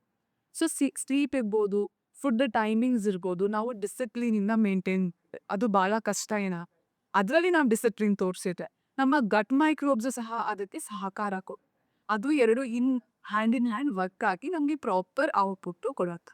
IT ವರ್ಕ್ ಮಾಡ್ತಾ ಇರ್ತಾರೆ, ಲೈಕ್ ಮಾರ್ನಿಂಗ್ ಶಿಫ್ಟ್ ಇರುತ್ತೆ, ಆಫ್ಟರ್ನೂನ್ ಶಿಫ್ಟ್ ಇರುತ್ತೆ, ಲೈಕ್ ನೈಟ್ ಶಿಫ್ಟ್ ಇರುತ್ತೆ. ಅವ್ರದ್ದು ಕಂಪ್ಲೀಟ್ಲಿ ಸೈಕಲ್ ಚೇಂಜ್ ಆಗ್ತಾನೆ ಹೋಗುತ್ತೆ. ಲೈಕ್ ಅವ್ರಿಗೆ ಯಾವ ಥರ ಪ್ರಾಬ್ಲಮ್ಸ್ಗಳನ್ನೆಲ್ಲ ಅವರು ನೋಡ್ಬೋದು? ಫಸ್ಟ್ ಆ್ಯಂಡ್ ಫಾರ್ಮೋಸ್ಟ್ ಏನಾಗುತ್ತೆ, ಅವ್ರಿಗೆ ಅವ್ರದ್ದು ಫುಡ್ ಇರ್ಬೋದು, ಇನ್ಕಮ್ ಇರ್ಬೋದು, ಅದೇ ಇರೋದ್ರಿಂದ ನಾವು ಅವ್ರಿಗೆ ಸ್ಟಾಪ್ ಮಾಡೋಕ್ಕೆ ಹೇಳೋಕ್ಕಾಗಲ್ಲ. ಬಟ್ ಅದರಿಂದ ಸರ್ಕೇಡಿಯನ್ ರಿದಮ್ ಕಂಪ್ಲೀಟ್ಲಿ ಹಾಳಾಗುತ್ತೆ. ಅವ್ರ ಸ್ಲೀಪ್ ಸೈಕಲ್ ಕರೆಕ್ಟಾಗಿರೋದಿಲ್ಲ. ಸ್ಲೀಪ್ ಸರಿಗಿಲ್ಲ ಅಂದರೆ ಫುಡ್ ಟೈಮಿಂಗ್ಸು ಇಂಪೇರ್ ಆಗಿರುತ್ತೆ. ಅದ್ರ ಜೊತೆಗೆ ಡೇ ಆ್ಯಂಡ್ ನೈಟ್ ನಮ್ಮ ಬಾಡೀಲಿ ಈಗ ಕೆಲವು ಹಾರ್ಮೋನ್ಸ್ ರಿಲೀಸ್ ಆಗೋದೇ ಡೇ ಆ್ಯಂಡ್ ನೈಟಿಂದ. ಒಂದು ರಿಸರ್ಚ್ ಮಾಡಿರೋ ಏನಂತೆ, ಗ್ಲೂಕೋಸ್ ಮಾನಿಟರ್ನ ಹಾಕ್ಕೊಂಡು ಗ್ಲೂಕೋಸ್ನ IV ಕೊಟ್ಟು ಎಷ್ಟು ಸ್ಪೈಕ್ ಹೆಂಗಿದೆ ಶುಗರ್ದು ಅಂತ ಮಾರ್ನಿಂಗಿಂದ ನೈಟ್ವರೆಗೂ ನೋಡಿದ್ದಾರೆ, 12 hours ನೋಡಿದ್ದಾರೆ. ಅದ್ರಲ್ಲಿ ಏನಾಗಿದೆ, ಮಾರ್ನಿಂಗ್ ಅವರ್ಸಲ್ಲಿ ಯಾವುದೇ ರೀತಿಯ ಶುಗರು ಸ್ಪೈಕ್ ಇಲ್ಲ. ಮಾರ್ನಿಂಗ್ ಸನ್ಸೆಟ್ ಆಗುವವರೆಗೂ, ರಾತ್ರಿ ಈವ್ನಿಂಗ್ವರೆಗೂ. ಆಮೇಲೆ ಏನಾಗ್ತದೆ, ಕಂಟಿನ್ಯೂಸ್ ಶುಗರ್ ಸ್ಪೈಕ್ ಆಗೋಕ್ಕೆ ಸ್ಟಾರ್ಟ್ ಆಯ್ತು. ಯಾಕೆ ಅಂದರೆ ನಮ್ಮ ಬಾಡಿ ಯಾವ ಥರ ಡಿಸೈನ್ ಆಗಿದೆ ಅಂದರೆ, ನಾವು ತಿನ್ನೋ ಟೈಮು ಮಾರ್ನಿಂಗೇ ಆಗಿರಬೇಕು, ಮಲ್ಗೋ ಟೈಮ್ ನೈಟೇ ಆಗಿರಬೇಕು, ಕಾರ್ಟಿಸೋಲ್ ಮಾರ್ನಿಂಗೇ ಹೈ ಇರಬೇಕು, ಮೆಲಟೋನಿನ್ ರಾತ್ರಿ ಹೈ ಆಗಬೇಕು. ಸೊ ಎಲ್ಲನೂ ನಮ್ಮ ಬಾಡಿ ಪ್ರೋಗ್ರಾಮ್ಡ್ ಆಗಿದೆ.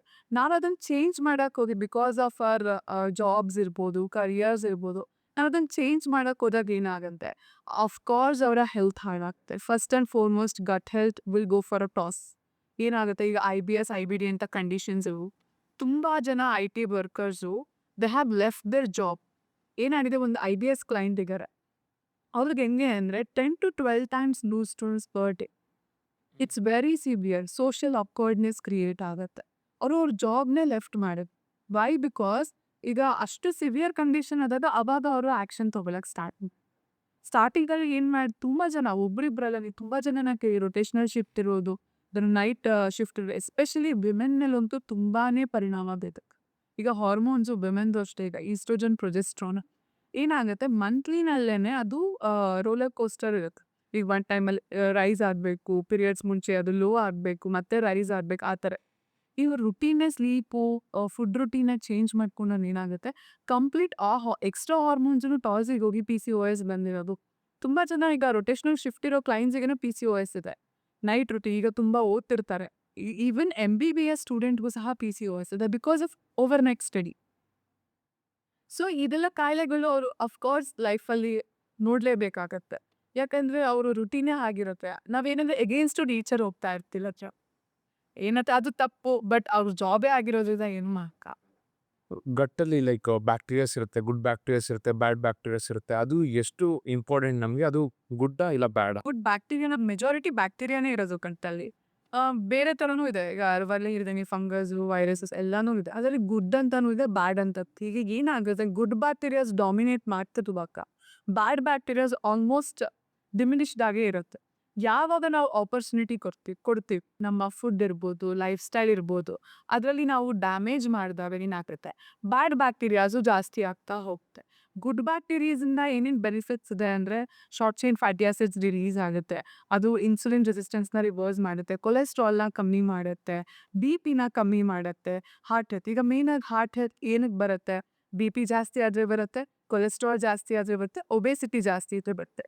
ಈ ಮೂರೂ short chain fatty acids good bacterias through ಕಮ್ಮಿ ಆಮೇಲೆ ಕ್ಯಾನ್ಸರ್ ಕಾಸಿಂಗ್ ಏಜೆಂಟ್ಸ್ನು ಸಹ ಇದು ಡಿಟಾಕ್ಸಿಫೈ ಮಾಡುತ್ತೆ. ಆದರೆ ಬ್ಯಾಡ್ ಬ್ಯಾಕ್ಟೀರಿಯಾಯಿಂದ ಏನೇನಾಗುತ್ತೆ ಬ್ಯಾಡ್ ಬ್ಯಾಕ್ಟೀರಿಯಾ ಕೆಲವು ಕೆಮಿಕಲ್ಸ್ನ ರಿಲೀಸ್ ಮಾಡುತ್ತೆ. ಇದರಿಂದ ಏನಾಗುತ್ತೆ ಕೆಲವರಿಗೆ ಶುಗರ್ ಕ್ರೇವಿಂಗ್ಸ್ ಇರ್ಬೋದು, ಆಮೇಲೆ ಇನ್ನೊಂದು ಥರ ಜಂಕ್ ಫುಡ್ ಕ್ರೇವಿಂಗ್ಸ್ ಇರ್ಬೋದು. ಇದನ್ನೆಲ್ಲ ಕೇಳೋದೇ ಬ್ಯಾಡ್ ಬ್ಯಾಕ್ಟೀರಿಯಾಸ್.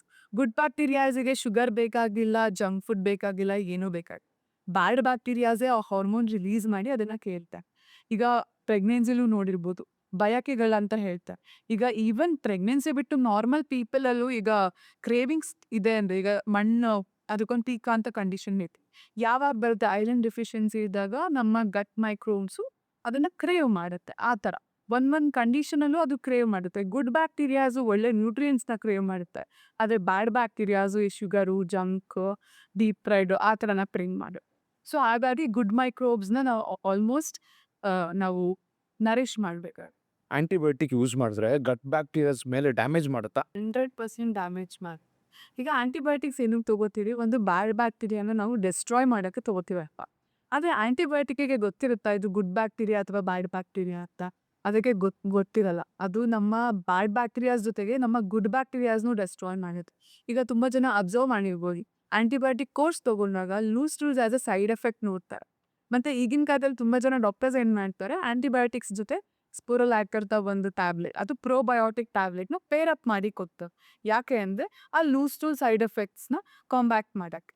ಮತ್ತು ಇನ್ನೊಂದೇನಾಗುತ್ತೆ ಲಾಂಗ್ ಟರ್ಮ್ ಆಂಟಿಬಯೋಟಿಕ್ಸ್ ತಗೊಳ್ಳೋದ್ರಿಂದ ಪರ್ಸಿಸ್ಟೆಂಟಾಗಿ ಗಟ್ ಮೈಕ್ರೋಬ್ಸ್ ಡೆಸ್ಟ್ರಾಯ್ ಆಗ್ತಾ ಬರುತ್ತೆ. ಲಾಂಗ್ ಟರ್ಮಲ್ಲಿ ಗಟ್ ಬ್ಯಾರಿಯರ್ಸ್ ಡ್ಯಾಮೇಜ್ ಆಗುತ್ತೆ. ತುಂಬ ನನ್ನ ಕ್ಲೈಂಟ್ಸಲ್ಲಿ ಈಗ IBS IBD ಇರೋರಿಗೆ ನಾವು ಹಿಸ್ಟ್ರಿ ತೊಗೊಂಡಾಗ ಮಲ್ಟಿಪಲ್ ಡೋಸಸ್ ಆಫ್ ಆಂಟಿಬಯೋಟಿಕ್ಸ್ ನೋಡಿ. ಹಂಗಂತ ಆಂಟಿಬಯೋಟಿಕ್ಸ್ ತೊಗೋಬಾರ್ದಾ? ಅದು ದುಡ್ಡು ತಪ್ಪು. ಆಂಟಿಬಯೋಟಿಕ್ಸ್ ಎಮರ್ಜೆನ್ಸಿ ಇದ್ದಾಗ ತೊಗೊಳ್ಳೇಬೇಕು, ಆದರೆ ಮಿಸ್ಯೂಸ್ ಮಾಡಬಾರ್ದು. ಸೆಲ್ಫ್ ಪ್ರಿಸ್ಕ್ರೈಬ್ಡ್ ಆಂಟಿಬಯೋಟಿಕ್ಸ್ ತೊಗೋಬಾರ್ದು. ಈಗ ಅವಶ್ಯಕತೆ ಇದೆ ಅಂದರೆ ಅಂಡರ್ ಡಾಕ್ಟರ್ಸ್ ಗೈಡ್ಲೈನಲ್ಲಿ ತೊಗೊಳ್ಳಿ. ಇಲ್ಲ ಅಂದರೆ ನಾವೇನೇ ಈಗ ಹಳೆ ಯಾವುದೋ ಹಿಂದಿನಲ್ಲಿ ಒಂದು ಹುಷಾರಿರಲ್ಲ, ಅವಾಗ ಆಂಟಿಬಯೋಟಿಕ್ ಪ್ರಿಸ್ಕ್ರೈಬ್ ಮಾಡಿರ್ತಾರೆ, ಮತ್ತೆ ಸ್ವಲ್ಪ ಹುಷಾರಿರಲ್ಲ, ಅವಾಗ ಮತ್ತೆ ಅವರೇನೆ ಅದೇ ಪ್ರಿಸ್ಕ್ರಿಪ್ಷನ್ ಇಟ್ಕೊಂಡು ಆಂಟಿಬಯೋಟಿಕ್ ತೊಗೊಳ್ಳೋದು. ಅದು ಮಾಡಬಾರ್ದು. ವೈರಲ್ ಜ್ವರ ಬಂದಾಗ ಆಂಟಿಬಯೋಟಿಕ್ಸ್ ತೊಗೊಬಂದು ಅವಶ್ಯಕತೆ ಇರಲ್ಲ. ನೀವು ಮಾತ್ರೆ ತೊಗೊಳ್ಳಿ ಬಿಡಿ 5 to 7 ಡೇಸಲ್ಲಿ ಅದು ಆಟೋಮೆಟಿಕ್ಕಾಗಿ ರಿಸಾಲ್ವ್ ಆಗುತ್ತೆ ಅಲ್ವಾ? ಸೊ ಅದು ಲಾಂಗ್ ಟರ್ಮಲ್ಲಿ ಆಂಟಿಬಯೋಟಿಕ್ಸ್ ತೊಗೊಂಡ್ರೆ ಏನಾಗುತ್ತೆ ನಮ್ಮ ಬಾಡಿಲಿ ರೆಸಿಸ್ಟೆಂಟ್ ಬ್ಯಾಕ್ಟೀರಿಯಾಸು ಬಿಲ್ಡಪ್ ಆಗುತ್ತೆ. ಫ್ಯೂಚರಲ್ಲಿ ಏನಾರ ಎಮರ್ಜೆನ್ಸಿ ಕಂಡೀಷನಲ್ಲಿ ನಿಮಗೊಂದು ಆಂಟಿಬಯೋಟಿಕ್ ಕೊಡಬೇಕಂದ್ರೆ ಆ ಆಂಟಿಬಯೋಟಿಕ್ ಅವಾಗ ಬರ್ಕೆ ಆಗಲ್ಲ. ಒಂದು ಸಿ ಡಿಫ್ ಇನ್ಫೆಕ್ಷನ್ ಅಂತ ಇದೆ, ಅದು ಸಿ ಡಿಫ್ ಬ್ಯಾಕ್ಟೀರಿಯಾಯಿಂದ ಕಾಸ್ ಆಗಿರೋ ಅದು ಕೊಲೊರೆಕ್ಟಲ್ ಕ್ಯಾನ್ಸರ್ಗೂ ಸಹ ಸಪೋರ್ಟಿವ್ ಇದೆ ಬ್ಯಾಡ್ ಬ್ಯಾಕ್ಟೀರಿಯಾ. ಅದಕ್ಕೆ ಟ್ರೀಟ್ಮೆಂಟ್ ಏನು ಗೊತ್ತಾ? ಅದು ಮೋಸ್ಟ್ ರೆಸಿಸ್ಟೆಂಟ್ ಬ್ಯಾಕ್ಟೀರಿಯಾ. ಅದಕ್ಕೆ ಯಾವುದೇ ರೀತಿಯ ಆಂಟಿಬಯೋಟಿಕ್ಸ್ ವರ್ಕ್ ಆಗು. ಅದಕ್ಕೆ ಟ್ರೀಟ್ಮೆಂಟೇ ಫೀಕಲ್ ಟ್ರಾನ್ಸ್ಪ್ಲಾಂಟೇಷನ್. ಯಾಕೆ ಅಂದರೆ ಆ ಫೀಕಲಲ್ಲಿ ಗುಡ್ ಬ್ಯಾಕ್ಟೀರಿಯಾಸ್ ಇರುತ್ತೆ, ಶಾರ್ಟ್ ಚೈನ್ ಫ್ಯಾಟಿ ಆಸಿಡ್ಸ್ ಇರುತ್ತೆ. ಅದು ಒಂದೇ ಅದಕ್ಕೆ ಯಾವುದೇ ರೀತಿಯ ಆಂಟಿಬಯೋಟಿಕ್ಸ್ ಅದಕ್ಕೆ ವರ್ಕ್ ಆಗೋದಿಲ್ಲ. ಈಗ ಆಂಟಿಬಯೋಟಿಕ್ ಲೈಕ್ ನಾನು ತೊಗೊಂಡ್ರೆ ಆಂಟಿಬಯೋಟಿಕ್ಕು ನನಗೆ ಕ್ರೇವಿಂಗ್ ಜಾಸ್ತಿ ಆಗೋಗ್ಬಿಡುತ್ತೆ. ತುಂಬ ಹೊಟ್ಟೆ ಹಸಿಯುತ್ತೆ ನನಗೆ. ನಾನು ಅದಕ್ಕೇ ನಾನು ಹುಷಾರಿದ್ದಾಗಲೂ ಆಂಟಿಬಯೋಟಿಕ್ ತೊಗೊಳಕ್ಕೆ ಹೋಗಲ್ಲ. ನಾನು ಕೊಟ್ರು ಅವ್ರು ಬರಿಬೇಡಿ ಅಂತಾನೆ ಹೇಳ್ಬಿಡ್ತೀನಿ ಡಾಕ್ಟ್ರುಗಳ್ಗೆ. ನನಗೆ ಆಗಲ್ಲ, ನನಗೆ ತಡ್ಕೊಳಕ್ಕಾಗಲ್ಲ. 3-4 ಡೇಸ್ ನನಗೆ ತುಂಬ ಕ್ರೇವಿಂಗ್ ಬರುತ್ತೆ. ಈಗ ತಾನೇ ಜಸ್ಟ್ ತಿಂದಿರ್ತೀನಿ. ತುಂಬಾನೇ ತಿಂದಿದ್ರು ಮತ್ತೆ ಮತ್ತೆ ಖಾಲಿ ಆಗ್ತಿರುತ್ತೆ ನನಗೆ. ನಂಗೆ ತಡ್ಕೊಳಕ್ಕಾಗಲ್ಲ. ಏನಕ್ಕಾಗಿರ್ಬೋದು ಅದು? ಅಂದ್ರೆ ಇಟ್ಸ್ ಬಿಕಾಸ್ ಆಫ್ ಏನಾಗುತ್ತೆ, ಗುಡ್ ಬ್ಯಾಕ್ಟೀರಿಯಾಸ್ನ ಅದು ಡೆಸ್ಟ್ರಾಯ್ ಮಾಡ್ತಾ ಹೋಗುತ್ತೆ. ಈಗ ಒನ್ ಕೋರ್ಸ್ ಅಂದ್ರೇನು 5 ಡೇಸ್ ಕೊಡ್ತಾರೆ, 2 ಟೈಮ್ಸ್ ಕೊಡ್ತಾರೆ. ಈಗ ಅಂದ್ರೆ ಅದು ಮತ್ತೆ ರೀಬಿಲ್ಡ್ ಆಗುತ್ತೆ. ಬಟ್ ಆ ಮೊಮೆಂಟಲ್ಲಿ ನಿಮ್ಮ ಗಟ್ ಸ್ವಲ್ಪ ವೀಕ್ ಆಗಿರುತ್ತೆ. ಬಿಕಾಸ್ 70% ಇಮ್ಯುನಿಟಿ ನಮ್ಮ ಗಟ್ಟಲ್ಲೇ ಇರೋದ್ರಿಂದ ಅದು ನಮ್ಮ ಗುಡ್ ಬ್ಯಾಕ್ಟೀರಿಯಾಸಿಂದ ನರ್ಚರ್ ಆಗ್ತಾ ಇರುತ್ತೆ, ಆ ಇಮ್ಯೂನ್ ಸೆಲ್ಸ್. ನೀವೀಗ ಸಡನ್ ಆಗಿ ಆಂಟಿಬಯೋಟಿಕ್ಸ್ ತಗೊಂಡು ಈಗ ಗುಡ್ ಬ್ಯಾಕ್ಟೀರಿಯಾಸ್ನ ಡಿಸ್ಟ್ರಾಯ್ ಮಾಡಿದೀವಿ 5 ಡೇಸ್ ಅಂತ, ಅದು ರೀಬಿಲ್ಡ್ ಆಗೋಕ್ಕೆ ಸ್ವಲ್ಪ 2 to 3 ವೀಕ್ಸ್ ಮಿನಿಮಮ್ ತಗೊಳುತ್ತೆ. ಅಲ್ಲಿವರೆಗೂ ಏನಾಗುತ್ತೆ, ಅದು ಬ್ಯಾಡ್ ಬ್ಯಾಕ್ಟೀರಿಯಾ ವಿಲನ್ಸ್‌ಗೆ ಅದೇ ಲೊಕೇಶನ್ ಆಗ್ತಿರುತ್ತೆ. ಈಗ ಕ್ರೇವಿಂಗ್ಸ್ ಇರ್ಬೋದು, ಆ ಥರ ಎಲ್ಲ ಸ್ಟಾರ್ಟ್ ಮಾಡಿಸುತ್ತೆ. So this might be one of the reason. ಒಂದ್ಸಲಿ ಗಟ್ ಡ್ಯಾಮೇಜ್ ಆಯ್ತು ಅಂತಂದ್ರೆ ಅದನ್ನ ರಿಪೇರ್ ಮಾಡ್ಲಿಕ್ಕೆ ಆಗಲ್ವಾ ನ್ಯಾಚುರಲ್? ಆಗತ್ತೆ. ನಮ್ಮ ಗಟ್‌ಗೆ ಎಷ್ಟು ನೇಚರ್ ಎಷ್ಟು ವಂಡರ್‌ಫುಲ್ ಅಂತ ಹೇಳೋದಕ್ಕೆ, ನಮ್ಮ ಗಟ್‌ಗೆ ಆಟೋಮೆಟಿಕ್ ಹೀಲಿಂಗ್ ಕೆಪಾಸಿಟಿ ಇದೆ. ದ ಓನ್ಲಿ ಥಿಂಗ್ ಅದು ಎಕ್ಸ್‌ಪೆಕ್ಟ್ ಮಾಡೋದೇನಂದ್ರೆ ಪ್ರಾಪರ್ ಫುಡ್, ಪ್ರಾಪರ್ ಫ್ಯೂಯಲ್. ನಾವು ರಾ ಮೆಟೀರಿಯಲ್ಸ್‌ನ ಕೊಡಬೇಕು ನಮ್ಮ ಬಾಡಿಗೆ. ಈಗ ನೀವು ಕ್ಯಾಲೋರೀಸ್ ಹೆಸರಿಟ್ಕೊಂಡು ಬರೀ ಜಂಕ್ ತಿಂತಾ ಇದ್ರೆ ನಿಮ್ಮ ಬಾಡಿಗೆ ನರ್ಚರ್ ಯಾರು ಮಾಡ್ತಾರೆ? ಮೇಯ್ನ್ ಆಗಿ ನಮ್ದು ಓನ್ಲಿ ಇಂಟೆನ್ಷನ್ ಫುಡ್ಡಿಂದ ಏನಂದ್ರೆ ನಮ್ಮ ಬಾಡಿನ ನರ್ಚರ್ ಮಾಡಿ ಎಲ್ಲಾ ರೀತಿಯ ನ್ಯೂಟ್ರಿಯೆಂಟ್ಸ್‌ನ ಕೊಡಬೇಕು. ಈಗ ನೀವು ಫೈಬರ್ ರಿಚ್ ಫುಡ್ ತಿನ್ನೋದ್ರಿಂದ ನಿಮ್ಮ ಗಟ್ ರಿಪೇರ್ ಆಗಕ್ಕೆ ಹೆಲ್ಪ್ ಆಗುತ್ತೆ. ಈಗ ತುಂಬಾ ಡ್ಯಾಮೇಜ್ ಆಗೋಗಿದೆ ಅಂದ್ರೆ ಪ್ರೋಬಯೋಟಿಕ್ ಸಪ್ಲಿಮೆಂಟ್ ಸಹ ಬೇಕಾಗುತ್ತೆ. ಇಲ್ಲ ನ್ಯಾಚುರಲ್ ಸೋರ್ಸಸ್ ಆಫ್ ಪ್ರೋಬಯೋಟಿಕ್ಸ್‌ನ ಎವ್ರಿಡೇ ತಗೋತಾ ಇದ್ರೆ ಅದನ್ನು ನಿಮ್ಮ ಗಟ್‌ನ ಇಂಟ್ಯಾಕ್ಟ್ ಆಗಿ ಇಟ್ಕೊಳ್ಳೋಕೆ ಹೆಲ್ಪ್ ಮಾಡುತ್ತೆ. ಈಗ ಸ್ಟ್ರೆಸ್ ಇರ್ಬೋದು, ಈಗ ಆಯಿಲ್ಸ್ ನಾವು ಯೂಸ್ ಮಾಡೋದಿರ್ಬೋದು, ಆಚೆ ತಿಂದಾಗಿರ್ಬೋದು, ಡೈರೆಕ್ಟಾಗಾಗಲಿ ಇಂಡೈರೆಕ್ಟಾಗಾಗಲಿ ಅದು ನಮ್ಮ ಗಟ್ ಮೇಲೆ ಇಂಪ್ಯಾಕ್ಟ್ ಮಾಡುತ್ತೆ. ನಮ್ಮ ಗಟ್ ಬ್ಯಾರಿಯರ್‌ನ ಡ್ಯಾಮೇಜ್ ಮಾಡ್ತಾ ಇರುತ್ತೆ. ಅದನ್ನ ಅವಾಯ್ಡ್ ಮಾಡೋಕೆ ಎವ್ರಿಡೇ ಈಗ ಬಟರ್ ಮಿಲ್ಕ್ ಕುಡಿಯೋದು, ಕರ್ಡ್‌ನ ತಿನ್ನೋದು, ಇಲ್ಲಾಂದ್ರೆ ಕಾಂಜಿ ಅಂತೆಲ್ಲ ಈಗ ಒಂದು ಟೈಮಲ್ಲಿ ಇಂಟರ್ನೆಟ್ಟಲ್ಲಿ ಫೇಮಸ್ ಆಯಿತು, ಅದನ್ನ ತಗೊಳ್ಳೋದು. ಮತ್ತೆ ಇನ್ನೊಂದು ವಾಟರ್ ಕೆಫಿರ್ ಅಂತ ಬಂದಿದೆ. ಅದರಲ್ಲಿ 300 ಸ್ಟ್ರೈನ್ಸ್ ಆಫ್ ಬ್ಯಾಕ್ಟೀರಿಯಾಸ್ ಇರುತ್ತೆ. ಅದು ಒಂದು highest natural good source of probiotic. ಆ ಥರ ತಗೊಳ್ಳೋದ್ರಿಂದ ಏನಾಗುತ್ತೆ, ನಮ್ಮ ಬ್ಯಾಕ್ಟೀರಿಯಾಸು ರೀಸ್ಟೋರ್ ಆಗುತ್ತೆ. ಅದಕ್ಕೆ ಇನ್ನೇನು ಬೇಕು, ಫುಡ್ ಬೇಕು. ಫುಡ್ ಏನು? ಫೈಬರ್ ಮತ್ತು ರೆಸಿಸ್ಟೆಂಟ್ ಸ್ಟಾರ್ಚ್. ಇದಿಷ್ಟು ನಾವು ಸಪೋರ್ಟಿವ್ ಆಗಿ ಮಾಡುತ್ತೆ. ಡ್ಯಾಮೇಜ್ ಆಗಿರೋ ಗಟ್ಟನ್ನ ನಾವು ರಿಪೇರ್ ಮಾಡೋಕ್ಕೆ ಹೆಲ್ಪ್ ಮಾಡುತ್ತೆ. ಗಟ್ಟು ಡ್ಯಾಮೇಜ್ ಆಗಿದೆ ಅಂತಂದ್ರೆ ಬಟರ್ ಮಿಲ್ಕು ಮತ್ತೆ ಕರ್ಡ್‌ನ ತಿಂತಾರೆ. ಅದೇಂಗ್ ವರ್ಕ್ ಮಾಡುತ್ತೆ? ಅದೇ ಅದರಲ್ಲಿ ನ್ಯಾಚುರಲ್ ಆಗಿ ಪ್ರೋಬಯೋಟಿಕ್ಸ್ ಅಂದ್ರೆ ಲೈವ್ ಗುಡ್ ಬ್ಯಾಕ್ಟೀರಿಯಾಸ್ ಇರುತ್ತೆ. ಮೇಯ್ನ್ ಆಗಿ ಕರ್ಡು ಮತ್ತು ಬಟರ್ ಮಿಲ್ಕಲ್ಲಿ ಲ್ಯಾಕ್ಟೋಬಾಸಿಲೈ ಅಂತ ಒಂದು ಬ್ಯಾಕ್ಟೀರಿಯಾ ಇತ್ತು. ಅದನ್ನು ನಾವು ಫೌಂಡೇಶನ್ ಬ್ಯಾಕ್ಟೀರಿಯಾ ಅಂತ ಕರಿತೀವಿ. ಅದ್ರ ಸ್ಟ್ರೈನ್ಸ್ ತುಂಬಾನೇ ಇರುತ್ತೆ ನಮ್ಮ ಗಟ್ಟಲ್ಲಿ. ಸೊ ಆ ಬ್ಯಾಕ್ಟೀರಿಯಾನ ನಾವು ಆ, ಅಲ್ಲಿ ಕಲ್ಚರ್ ಮಾಡಿ ಕೊಟ್ಟಾಗೆ ನಮ್ಮ ಬಾಡಿಗೆ, ಅದರಿಂದ ಏನಾಗುತ್ತೆ, ಡೆಸ್ಟ್ರಾಯ್ ಆಗಿರೋದು ಸ್ವಲ್ಪ ರೀಬಿಲ್ಡ್ ಆಗೋಕ್ಕೆ ರೀಸ್ಟೋರ್ ಆಗೋಕ್ಕೆ ಸ್ಟಾರ್ಟ್ ಆಗ್ತಾ ಇರುತ್ತೆ. ಅದ್ರ ಜೊತೆಗೆ ನೀವು ಫೈಬರ್ ಇರ್ಬೋದು, ರೆಸಿಸ್ಟೆನ್ಸ್ ಸ್ಟಾರ್ಚನ್ನು ಕೊಟ್ಟರೆ ಏನಾಗುತ್ತೆ, ನಮ್ಮ ಗಟ್ಟು ಇಂಪ್ರೂವ್ ಆಗೋಕ್ಕೆ ಹೆಲ್ಪ್ ಆಗುತ್ತೆ. ಇಂಡಿಯಾನಲ್ಲಿ ಗಟ್ ವರ್ಸ್ಟ್ ಫುಡ್ ಯಾವುದು? ಫಸ್ಟು ಶುಗರ್ ಅಂತ ಹೇಳಿ, ಶುಗರ್ ತಿನ್ನೋದ್ರಿಂದ ಏನು ಮಾಡುತ್ತೆ, ಅದು ಬ್ಯಾಡ್ ಬ್ಯಾಕ್ಟೀರಿಯಾಸ್ಗೆ ಆಹಾರ ಆಗಿರೋ. ಈಗ ಕ್ಯಾಂಡಿಡಾ ಇನ್ಫೆಕ್ಷನ್ ಅಂತ ಕರೆಯೋದು. ಅದು ಗಟ್ಟಲ್ಲಿ ಕ್ಯಾಂಡಿಡಾ ಅನ್ನೋದೊಂದು ಫಂಗಸ್ ಗಟ್ಟಲ್ಲಿ ಇರುತ್ತೆ. ನೀವು ಅದಕ್ಕೆ ಶುಗರ್ ಕೊಟ್ಟಾಗ ಏನಾಗುತ್ತೆ, ಅದು ಮಲ್ಟಿಪ್ಲೈ ಆಗಿ ಡಬಲ್ ಆಗಿ ಅದೇ ಡಾಮಿನೇಟ್ ಮಾಡೋಕ್ಕೆ ಸ್ಟಾರ್ಟ್ ಆಗುತ್ತೆ. ಅದರಿಂದ ಕ್ಯಾಂಡಿಡಾ ಇನ್ಫೆಕ್ಷನ್ ಆಗುತ್ತೆ. ಆಮೇಲೆ ಶುಗರಿಂದ ಏನಾಗುತ್ತೆ, ಗಟ್ ಬ್ಯಾರಿಯರ್ ಡ್ಯಾಮೇಜ್ ಆಗುತ್ತೆ. ಶುಗರಿಂದ ಏನೇ ಬೆನಿಫಿಟ್ಸ್ ಇಲ್ಲ ನಮ್ಮ ಬಾಡಿಗೆ. ಅದು ಜಸ್ಟ್ ಫಾರ್ ಟೇಸ್ಟ್, 1-2 ಮಿನಿಟ್ಸ್ ಟೇಸ್ಟಿಗೋಸ್ಕರ ನಮ್ಮ ಬಾಡಿನ ನಾವು ಹಾಳು ಮಾಡ್ಕೋತಾ ಇದ್ದೀವಿ ಶುಗರೇ. ಫಸ್ಟು ಶುಗರಿಂದ ನಾವು ಗುಡ್ ಬ್ಯಾಕ್ಟೀರಿಯಾಸ್ ಡಿಸ್ಟ್ರಾಯ್ ಆಗುತ್ತೆ, ಬ್ಯಾರಿಯರ್ ಡಿಸ್ಟ್ರಾಯ್ ಆಗುತ್ತೆ, ಕ್ಯಾಂಡಿಡಾ ಅಂತ ಬ್ಯಾಡ್ ಬ್ಯಾಕ್ಟೀರಿಯಾಸ್ಗೆ ಅದು ಫುಡ್ ಆಗುತ್ತೆ. Next ultra processed foods. Ultra processed foods ಅಂದರೆ ಈಗ ಚಿಪ್ಸ್ ಇರ್ಬೋದು, ಫ್ರೆಂಚ್ ಫ್ರೈಸ್ ಇರ್ಬೋದು, ತುಂಬ ಜನ ರೆಗ್ಯುಲರ್ ಬೇಸಿಸ್ ಮೇಲೆ ತಿಂತಿರ್ತಾರೆ. ಅದರಲ್ಲಿ ಆಕ್ಸಿಡೈಸ್ಡ್ ಆಯಿಲ್ಸ್ ಇರುತ್ತಲ್ಲ, ಆ ಆಕ್ಸಿಡೈಸ್ಡ್ ಆಯಿಲ್ಸು ನಮ್ಮ ಗಟ್ ಬ್ಯಾರಿಯರ್ನ ಡ್ಯಾಮೇಜ್ ಮಾಡುತ್ತೆ. ಅದರಿಂದನೂ ನಮಗೆ ಗಟ್ ಹೆಲ್ತ್ ಹಾಳಾಗೋ ಚಾನ್ಸಸ್ ಇತ್ತು. ಈಗ ತುಂಬ ಜನ ಎಕ್ಸ್ಪೀರಿಯನ್ಸ್ ಮಾಡಿರ್ಬೋದು, ಚಿಪ್ಸ್ ತಿನ್ನೋದ್ರಿಂದ ಲೂಸ್ ಸ್ಟೂಲ್ಸ್ ಆಗೋದು, ಡಯೇರಿಯಾ ಆಗೋದು, ಬಿಕಾಸ್ ಆಫ್ ದಟ್. ಯಾವ ಆಯಿಲ್ ಯೂಸ್ ಮಾಡಿರ್ತಾರೆ ಗೊತ್ತಿರಲ್ಲ, ಅದನ್ನ ಎಷ್ಟು ಸಲ ಅದನ್ನ ಯೂಸ್ ಮಾಡಿರ್ತಾರೆ, ಮಲ್ಟಿಪಲ್ ಟೈಮ್ಸ್ ಅದನ್ನ ಒಲೆ ಮೇಲೆ ಇಟ್ಟಿರ್ತಾರೆ, ಅದು ನಮ್ಮ ಗಟ್ಗೆ ಹಾಳಾಗುತ್ತೆ. ಮೂರನೇದಾಗಿ ಆಲ್ಕೋಹಾಲ್. ನಿಮಗೆ ಗೊತ್ತಿರ್ಬೋದು, ಸ್ಯಾನಿಟೈಸರಲ್ಲಿ ಎಥನಾಲ್ ಅಂತ ಒಂದು ಆಲ್ಕೋಹಾಲ್ ಇರುತ್ತೆ. ಅದೇನಕ್ಕೆ ಯೂಸ್ ಮಾಡ್ತೀವಿ, ಆ ಬ್ಯಾಕ್ಟೀರಿಯಾಸ್ನ ಡೆಸ್ಟ್ರಾಯ್ ಮಾಡೋಕ್ಕೆ. ಅದೇ ಸ್ವಲ್ಪ ಕಮ್ಮಿ ಕಾನ್ಸಂಟ್ರೇಷನಲ್ಲಿ ಆಲ್ಕೋಹಾಲ್ ಇರುತ್ತೆ. ಆ ಆಲ್ಕೋಹಾಲ್ನ ಸೇವಿಸೋದ್ರ ಜೊತೆ ಏನಾಗುತ್ತೆ, ಗುಡ್ ಬ್ಯಾಕ್ಟೀರಿಯಾಸು ಸಹ ಡೆಸ್ಟ್ರಾಯ್ ಆಗುತ್ತೆ. That is the first reason ಯಾಕೆ ಆಲ್ಕೋಹಾಲ್ ನಮ್ಮ ಹೆಲ್ತಿಗೆ ಬ್ಯಾಡ್. ತುಂಬಾ ಜನಕ್ಕೆ ಮಿಲ್ಕು ಡೈಜೆಸ್ಟ್ ಆಗಲ್ಲ. ಆ ಥರದವ್ರಿಗೆ ಏನಾಗಿರುತ್ತೆ ಒಳಗಡೆ? ಏನಾಗಿರುತ್ತೆ, ಲ್ಯಾಕ್ಟೋಸ್ ಇಂಟಾಲರೆನ್ಸ್ ಅಂತ ಕರಿತೀವಿ. ಲ್ಯಾಕ್ಟೋಸ್ ಅನ್ನೋದು ಒಂದು ನಮ್ಮ ಬಾಡಿಲಿ ಕೆಲವ್ರದ್ರಲ್ಲಿ ಏನಾಗುತ್ತೆ, ನಮ್ಮ ಗಟ್ ಅದನ್ನ ಅಕ್ಸೆಪ್ಟ್ ಮಾಡ್ಕೊಳ್ಳಲ್ಲ. ಅದರಿಂದ ಲೂಸ್ ಸ್ಟೂಲ್ಸ್ ಇರ್ಬೋದು, ಫ್ಲಾಟ್ಯುಲೆನ್ಸ್ ಇರ್ಬೋದು, ಗ್ಯಾಸಿ ಮಾಡುತ್ತೆ ಅವರಿಗೆ, ಕ್ರಾಂಪ್ಸ್ ಆಗುತ್ತೆ. ಮಿಲ್ಕ್ ಕುಡಿದ ತಕ್ಷಣ ಅವರಿಗೆ ಇಂಟಾಲರೆನ್ಸ್ ಅಂತೀವಿ. ಅದಕ್ಕೆ ಲ್ಯಾಕ್ಟೋಸ್ ಇಂಟಾಲರೆನ್ಸ್ ಅಂತ ಅಂತೀವಿ. ಅದ್ರ ಜೊತೆಗೆ ಈಗ ಗ್ಲೂಟನ್ ಇಂಟಾಲರೆನ್ಸ್ ಬಂದಿದೆ. ಏನಾಗುತ್ತೆ ಗ್ಲೂಟನಲ್ಲೂ ಅಷ್ಟೇ, ಬಿಕಾಸ್ ಆಫ್ ಅಡೆಂಟ್ರೇಷನ್ ಇರ್ಬೋದು ಲ್ಯಾಕ್ಟೋಸ್ ಎಸ್ಪೆಷಲಿ ಮಿಲ್ಕಲ್ಲಿ. ಈವನ್ ಗ್ಲೂಟನ್ ಅನ್ನು ಏನು ಮುಂಚೆಯಿಂದ ವೀಟ್ ತಿಂದ್ರೆ ಅಂದ್ರೆ ಗೋಧಿ ತಿಂದ್ರೆ ಯಾರಿಗೂ ಏನೂ ಆಗ್ತಿಲ್ಲ. ಇವಾಗ ಯಾಕೆ ಗ್ಲೂಟನ್ ಇಂಟಾಲರೆನ್ಸ್ ಜಾಸ್ತಿ ಆಗಿದೆ ಅಂದ್ರೆ ವೀಟಲ್ಲಿ ಗ್ಲೂಟನ್ ಅನ್ನೋ ಪ್ರೋಟೀನು ಇದ್ದೇ ಇತ್ತು ಮುಂಚೆಯಿಂದ. ಇವಾಗ ಏನು ಮಾಡಿದ್ದಾರೆ, because of agricultural practices, demand ಜಾಸ್ತಿ ಆಗಿರೋದ್ರಿಂದ ಮತ್ತೆ ಪೆಸ್ಟ್ ಕಂಟ್ರೋಲ್ ಮಾಡೋಕ್ಕೆ ಆ ಗ್ಲೂಟನ್ ಲೇಯರ್ನ ಜೆನೆಟಿಕಲಿ ಮಾಡಿಫೈಡ್ ಮಾಡಿ ದಪ್ಪ ಲೇಯರ್ ಮಾಡುತ್ತೆ. ಆ ಗ್ಲೂಟನ್ನ ಡೈಜೆಸ್ಟ್ ಮಾಡೋಕ್ಕೆ ನಮ್ಮ ಬಾಡಿಗೆ ಯಾವುದೇ ರೀತಿಯ ಎನ್ಸೈಮ್ಸ್ ಇರೋದಿಲ್ಲ. ಅದನ್ನ ತಗೊಂಡಾಗ ಏನು ಮಾಡುತ್ತೆ, ನಮ್ಮ ಬಾಡಿ ಅದಕ್ಕೆ ರಿಯಾಕ್ಟ್ ಮಾಡುತ್ತೆ. ಅದರಿಂದ ಇನ್ಫ್ಲಮೇಷನ್ ಆಗಿರ್ಬೋದು. ಏನಕ್ಕೆ ಇನ್ಫ್ಲಮೇಷನ್ ಆಗುತ್ತೆ, ಅದು ಯಾವುದೋ ಒಂದು ಫಾರಿನ್ ಪಾರ್ಟಿಕಲ್ ಥರ ನಮ್ಮ ಗಟ್ಟಲ್ಲಿ ಇಮ್ಯೂನ್ ಸೆಲ್ಸ್ ಫೈಟ್ ಮಾಡುತ್ತೆ. ಅದರಿಂದ ಏನಾಗುತ್ತೆ, ಈಗ ಲೂಸ್ ಸ್ಟೂಲ್ಸು, ಕ್ರಾಂಪ್ಸು, ಡಯೇರಿಯಾ, ಕಾನ್ಸ್ಟಿಪೇಷನ್ ಈ ಥರ ಮುಂತಾದ ಸಿಂಪ್ಟಮ್ಸ್ಗಳು ಮ್ಯಾನಿಫೆಸ್ಟ್ ಆಗುತ್ತೆ ಅದ್ರಿ. ಪ್ರೀಬಯೋಟಿಕ್ಕು ಮತ್ತು ಪ್ರೋಬಯೋಟಿಕ್ಕು ಡಿಫ್ರೆನ್ಸ್ ಏನು? ಪ್ರೀಬಯೋಟಿಕ್ ಅಂದರೆ ಅದು food for live bacterias. Probiotic ಅಂದರೆ ಲೈವ್ ಬ್ಯಾಕ್ಟೀರಿಯಾಸ್. ಪ್ರೀಬಯೋಟಿಕ್ಕಿಗೆ ಎಕ್ಸಾಂಪಲ್ ಅಂದರೆ ಫೈಬರ್ ಮತ್ತು ರೆಸಿಸ್ಟೆಂಟ್ ಸ್ಟಾರ್ಚ್. ಪ್ರೋಬಯೋಟಿಕ್ಕಿಗೆ ಈಗ ಲ್ಯಾಕ್ಟೋಬ್ಯಾಸಿಲೈ, ಪಿಫಿಡೋಬ್ಯಾಕ್ಟೀರಿಯಂ ಈ ಥರ ಮುಂತಾದ ಲೈವ್ ಬ್ಯಾಕ್ಟೀರಿಯಾಸ್, ಗಟ್ ಗುಡ್ ಬ್ಯಾಕ್ಟೀರಿಯಾಸ್ಗೆ ನಾವು ಪ್ರೋಬಯೋಟಿಕ್ಸ್. ಇನ್ನೊಂದಿದೆ ಪೋಸ್ಟ್ ಬಯೋಟಿಕ್ಸ್ ಅಂತ. ಯಾವಾಗ ಈ ಪ್ರೋಬಯೋಟಿಕ್ಸ್ ಅಂದರೆ ಬ್ಯಾಕ್ಟೀರಿಯಾಸು ಪ್ರೀಬಯೋಟಿಕ್ಸ್ ಅಂದರೆ ಫೈಬರು ರೆಸಿಸ್ಟೆಂಟ್ ಸ್ಟಾರ್ಚ್ನ ಕನ್ಸ್ಯೂಮ್ ಮಾಡುತ್ತೋ ಅದು ರಿಲೀಸ್ ಮಾಡೋ ಕಾಂಪೌಂಡಿಗೆ ನಾವು ಪೋಸ್ಟ್ ಬಯೋಟಿಕ್ ಅಂತ ಕರಿತೀವಿ. ಅದೇ short chain fatty acids. Butyrate, acetate ಮತ್ತು ಪ್ರೋಪಿಯೋನೇಟ್ ಅಂತ ಈ 3 ಶಾರ್ಟ್ ಚೈನ್ ಫ್ಯಾಟಿ ಆಸಿಡ್ಸ್ ಇದೆ. ಈ 3 ನಮ್ಮ ಬಾಡಿಗೆ ಬೆಸ್ಟ್ ಆ್ಯಂಟಿ ಇನ್ಫ್ಲಮೇಟರಿ. ಈಗ ಡಿಟಾಕ್ಸ್ ಅಂತ ಇರುತ್ತೆ, ನಾವು ಡಿಟಾಕ್ಸ್ ಮಾಡಿಸ್ತೀವಿ, ಡಿಟಾಕ್ಸ್ ಡ್ರಿಂಕ್ ಕುಡೀರಿ. ಆ್ಯಕ್ಚುಲಿ ಆ ಎಕ್ಸ್ಟರ್ನಲ್ ಏನೂ ವರ್ಕ್ ಆಗಲ್ಲ. ನಮ್ಮ ಬಾಡಿಲೇನೆ ಡಿಟಾಕ್ಸ್ ಮೆಕ್ಯಾನಿಸಮ್ ಇದೆ. ಅದನ್ನ ನಾವು ಆಕ್ಟಿವೇಟ್ ಮಾಡಬೇಕು ಯಾವ ರೀತಿ, ಪ್ರಾಪರ್ ಫುಡ್ನ ಈಗ ಲಿವರ್ ಡಿಟಾಕ್ಸ್ ಅಂತ ಈಗ ಟ್ರೆಂಡಿಂಗಲ್ಲಿದೆ. ಏನು ಲಿವರ್ ಡಿಟಾಕ್ಸ್ ಅಂದರೆ? ಅದೆಲ್ಲ ಏನೂ ಇಲ್ಲ, ಸುಮ್ಮನೆ ಜನಗಳನ್ನ ಅಟ್ರಾಕ್ಟ್ ಮಾಡೋಕ್ಕಷ್ಟೇ. ಲಿವರ್ ಡಿಟಾಕ್ಸ್ ಅಂದರೆ ನಮ್ಮ ಲಿವರ್ ನಾರ್ಮಲ್ ಆಗಿ ಡಿಟಾಕ್ಸ್ ಮಾಡುತ್ತೆ. ಕೆಲವು ಹಾರ್ಮೋನ್ಸ್ ರಿಲೀಸ್ ಮಾಡುತ್ತೆ, ಕೆಲವೀಗ ಶಾರ್ಟ್ ಚೈನ್ ಫ್ಯಾಟಿ ಆಸಿಡ್ಸ್ ಇದೆ. ಇದೆಲ್ಲನೂ ನಮ್ಮ ಬಾಡಿಲಿ ನಾವು ಪ್ರಾಪರ್ ಆಗಿ ಸ್ಲೀಪ್ ಆಗಿರಬೇಕು. ರಾತ್ರಿ ಟೈಮಲ್ಲಿ ನಾವು 10 PM ಇಂದ 6 AM ಸ್ಲೀಪ್ ಇತ್ತಲ್ಲ, ಆ ಟೈಮಲ್ಲಿ ನಮ್ಮ ಬಾಡಿಲಿ ಗ್ರೋತ್ ಹಾರ್ಮೋನ್ ಅಂತ ರಿಲೀಸ್ ಆಗುತ್ತೆ.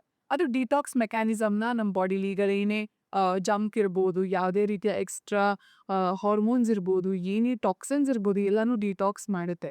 ಈ ಶಾರ್ಟ್ ಚೈನ್ ಫ್ಯಾಟಿ ಆಸಿಡ್ಸ್ ಅಷ್ಟೇ, ಈ ನಾರ್ಮಲ್ ಆಗಿ ಫುಡ್ ಕೊಟ್ಟರೆ ಈ short chain fatty acids even blood brain ಬ್ಯಾರಿಯರ್ನು ಆಗಿ ಈಗ ಅಲ್ಝೈಮರ್ಸ್ ಇರೋರಿಗೆ ರಿಸರ್ಚ್ ನಡೆದಿದೆ.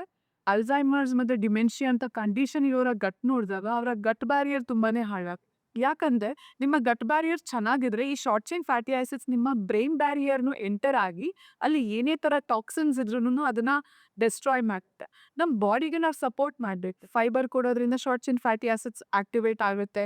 ಮತ್ತು ಲಿವರ್ ಡಿಟಾಕ್ಸ್ ಅಂದರೆ ನೀವು ಕಮ್ಮಿ ಫ್ಯಾಟು ಶುಗರ್ ತಿನ್ನೋದ್ರಿಂದ ನಮ್ಮ ಲಿವರ್ ಹೆಲ್ದಿಯಾಗಿರುತ್ತೆ. ಇದು ಫ್ಯಾಟಿ ಲಿವರು ತುಂಬ ಕಾಮನ್ ಆಗಿದೆ. ತುಂಬ ಫ್ಯಾಟ್ ತಿನ್ನೋದಿರೋದು, ಸ್ಯಾಚುರೇಟೆಡ್ ಫ್ಯಾಟ್ಸ್ ಮತ್ತು ಗ್ಲೂಕೋಸು, ಫ್ರೂಟ್ ಜ್ಯೂಸಸ್ ಇದೆಲ್ಲ ತಿನ್ನೋದ್ರಿಂದ ಏನಾಗುತ್ತೆ, ಫ್ಯಾಟಿ ಲಿವರ್ ಅಂತ ಕಂಡೀಷನ್ ಬಂದು ನಾವು ಇರೋ ಡಿಟಾಕ್ಸ್ ಮಾಡೋ ಆರ್ಗನ್ಗೆ ಜಾಸ್ತಿ ಕೆಲಸ ಕೊಟ್ಬಿಟ್ಟಿರ್ತೀವಿ. ಅದನ್ನ ಫ್ಯಾಟ್ ತುಂಬಿಸ್ಬಿಟ್ಟು ಕೂರಿಸ್ಬಿಟ್ಟಿದ್ದೀವಿ. ಸೊ ಅದನ್ನ ನಾವು ಅವಾಯ್ಡ್ ಮಾಡಬೇಕು. ಇದಿಷ್ಟು ಮಾಡಿದ್ರೆ ಸಾಕು, ಬಾಡಿ ಅದಷ್ಟಿಗೆ ಅದೇ ಡಿಟಾಕ್ಸ್ ಮಾಡ್ಕೊಳ್ಳುತ್ತೆ. ಈಗ 2 ಥರ ಫ್ಯಾಟ್ ಬರುತ್ತೆ, ಸಬ್ಸ್ಕ್ಯೂನೆಟ್ ಫ್ಯಾಟ್ ಬರುತ್ತೆ ಮತ್ತು ವಿಸರಲ್ ಫ್ಯಾಟ್ ಬರುತ್ತೆ. ಲೈಕ್ 2 ಫ್ಯಾಟ್ನ ಯಾವುದು ಒಳ್ಳೇದು, ಯಾವ್ದು ಕೆಟ್ಟದ್ದು?